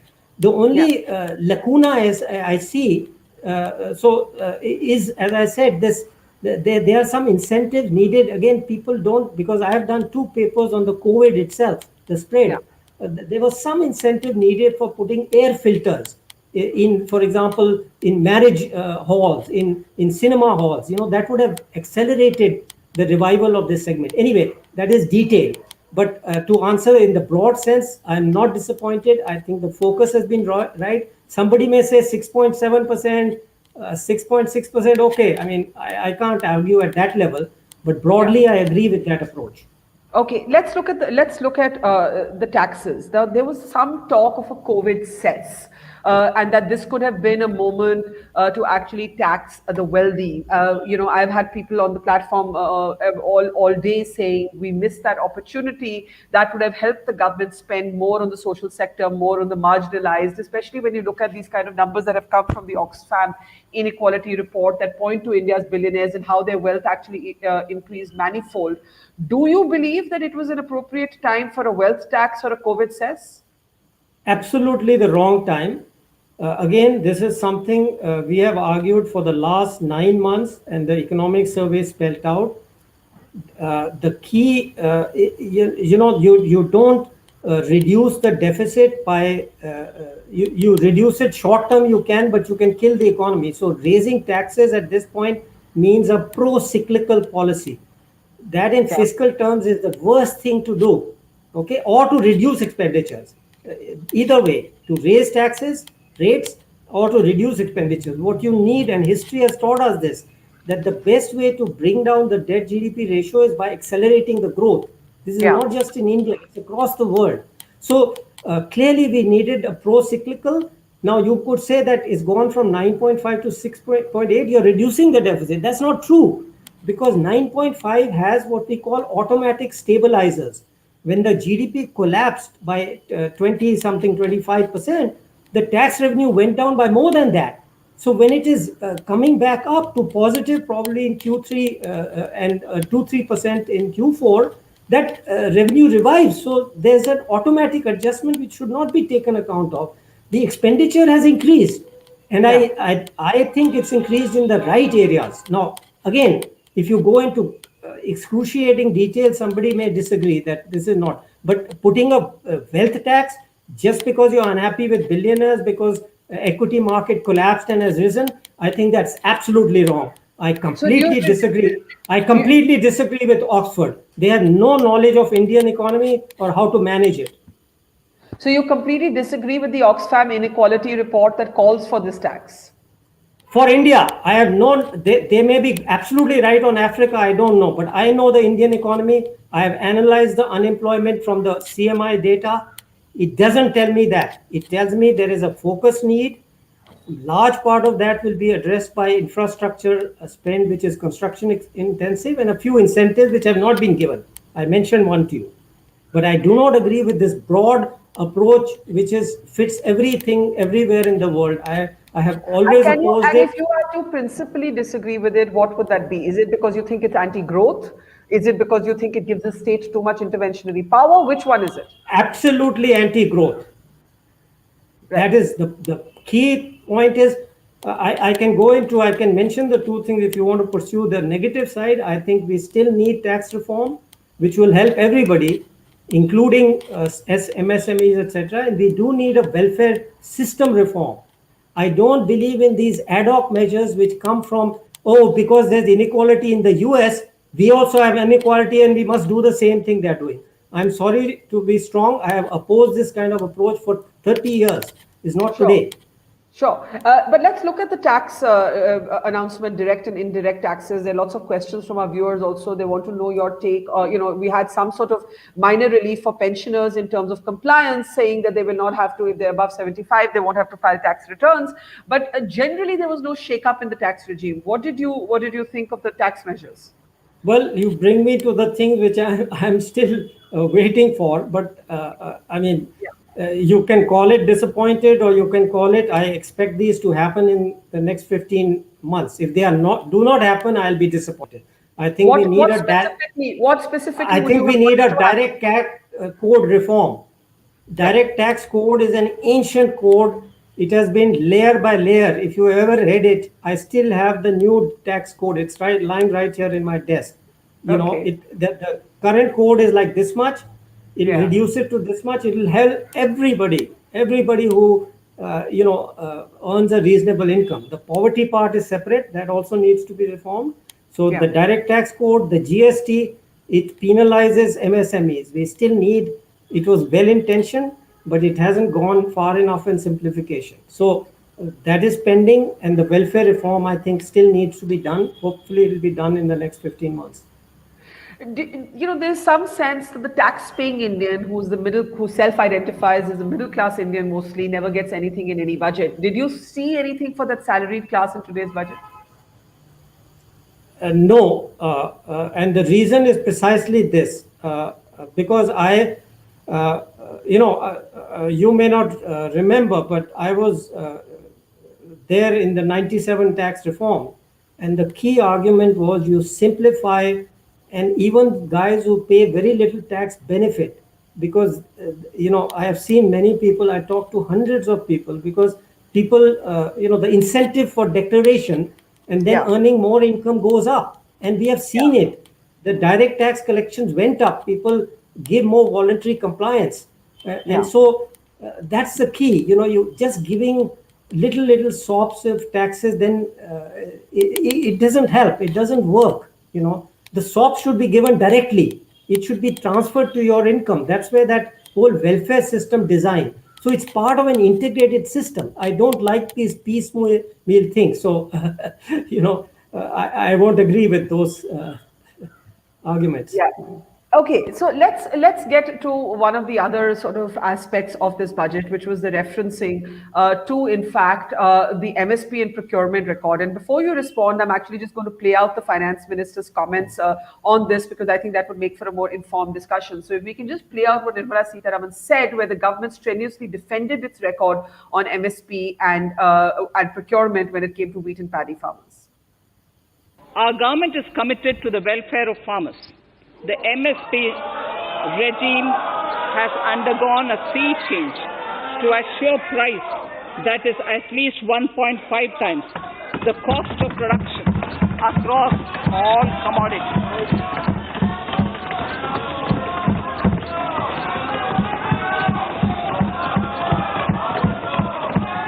The procurement has also continued to increase at a steady pace. This has resulted in increase in payment to farmers substantially. in case of wheat, the total amount paid to farmers in 2013-14 was 33,874 crores. In 2019-20, it was 62,802 crores. And even better, Honorable Speaker, in 2020-2021, this amount paid to farmers was 75,060 crores. Now, Dr. Yamini, of course, I know your view on the farm protests and the farm laws, but this intervention by government referencing that the mandi system would continue to have access to agricultural credit and defending its record, this is not really going to assuage the protester on the street. What did you make of this intervention on the farm laws in the farming sector? I think it was just factual. You're putting out information on MSP expenditures. That should have been on the public record in any case. So how much money has been spent on procurement and MSP related procurement, not the storage, not the interest cost. She's just putting out the separate part of it, because otherwise it all gets buried in the FCI's budget. So to me, that's just a factual data statement for the record. I don't see anything else besides that. Did you think that the budget was the occasion to try and address the farmers' protests, or not really? I don't see how. As I said, the objective of the budget is not to deal with protests all over the country. It is to deal with the fisc and the growth, because they are both related. And the primary objective was, but the secondary one, I do want to, before we finish, talk about the Swachh Bharat Mission Urban. I was the first economist when the PM said from the ramparts of August, we don't talk about it. We feel these are dirty things. And I was very happy for that reason alone on August of 2014 or 15. And I want to point out, this is very, very important. There's a disease called environmental entropathy, which makes it difficult. People who live in slums, for example, where there's sewage all over the place, it reduces absorption in the guts of whatever they eat. And that is the major cause of stunting and wasting in India. People keep talking about nutrition. I've done research on this, and this is going to have a tremendous effect. I can promise you, if I'm still alive, you can interview me 10 years from now. The stunting and wasting in slums of India, if you have proper sewage system, is going to go down. And I can take a bet with anybody if this properly implemented, obviously. Okay. Now, before you actually go, I have a couple of last questions. One, what really pleases you about this budget, and what really disappoints you? Well, disappointing, I've already said. I would expect in the next 15 months more tax reform and reform of the welfare system. I think it needs systemic reform. What pleases me, I have pointed out to you that the big reform is that the privatization. It's a reversal of the nationalization, which we have argued about. I have argued against nationalization of the coal structure, which has been done, of the banking, which is starting, and of course the whole. There are a lot of smaller things, of course, but basically connected with infrastructure, that financing. It's simplification reform. Ultimately, a good reform is simple and effective, and afterwards everybody says it's good. But before, they all oppose it. I have 10 years of history of this. Everything we proposed, somebody or the other opposed, and 3 years later, when it works, everybody says, I was also kind of in favor of this. so the reforms. Finally, we've been asking people to use like one word, just one word that they think most aptly captures this budget. What would it be for you? Egro. Explain. Economic growth and welfare. A budget for economic growth and welfare, which is our motto. I learned which you'll see on my. All right, you seem pleased, quite pleased with the budget. I think a lot of input. I identify at least 3 or 4 things which I had suggested. Not that they listened to me. Maybe they were thinking. Do you want to quickly list those 4 before we say bye to you?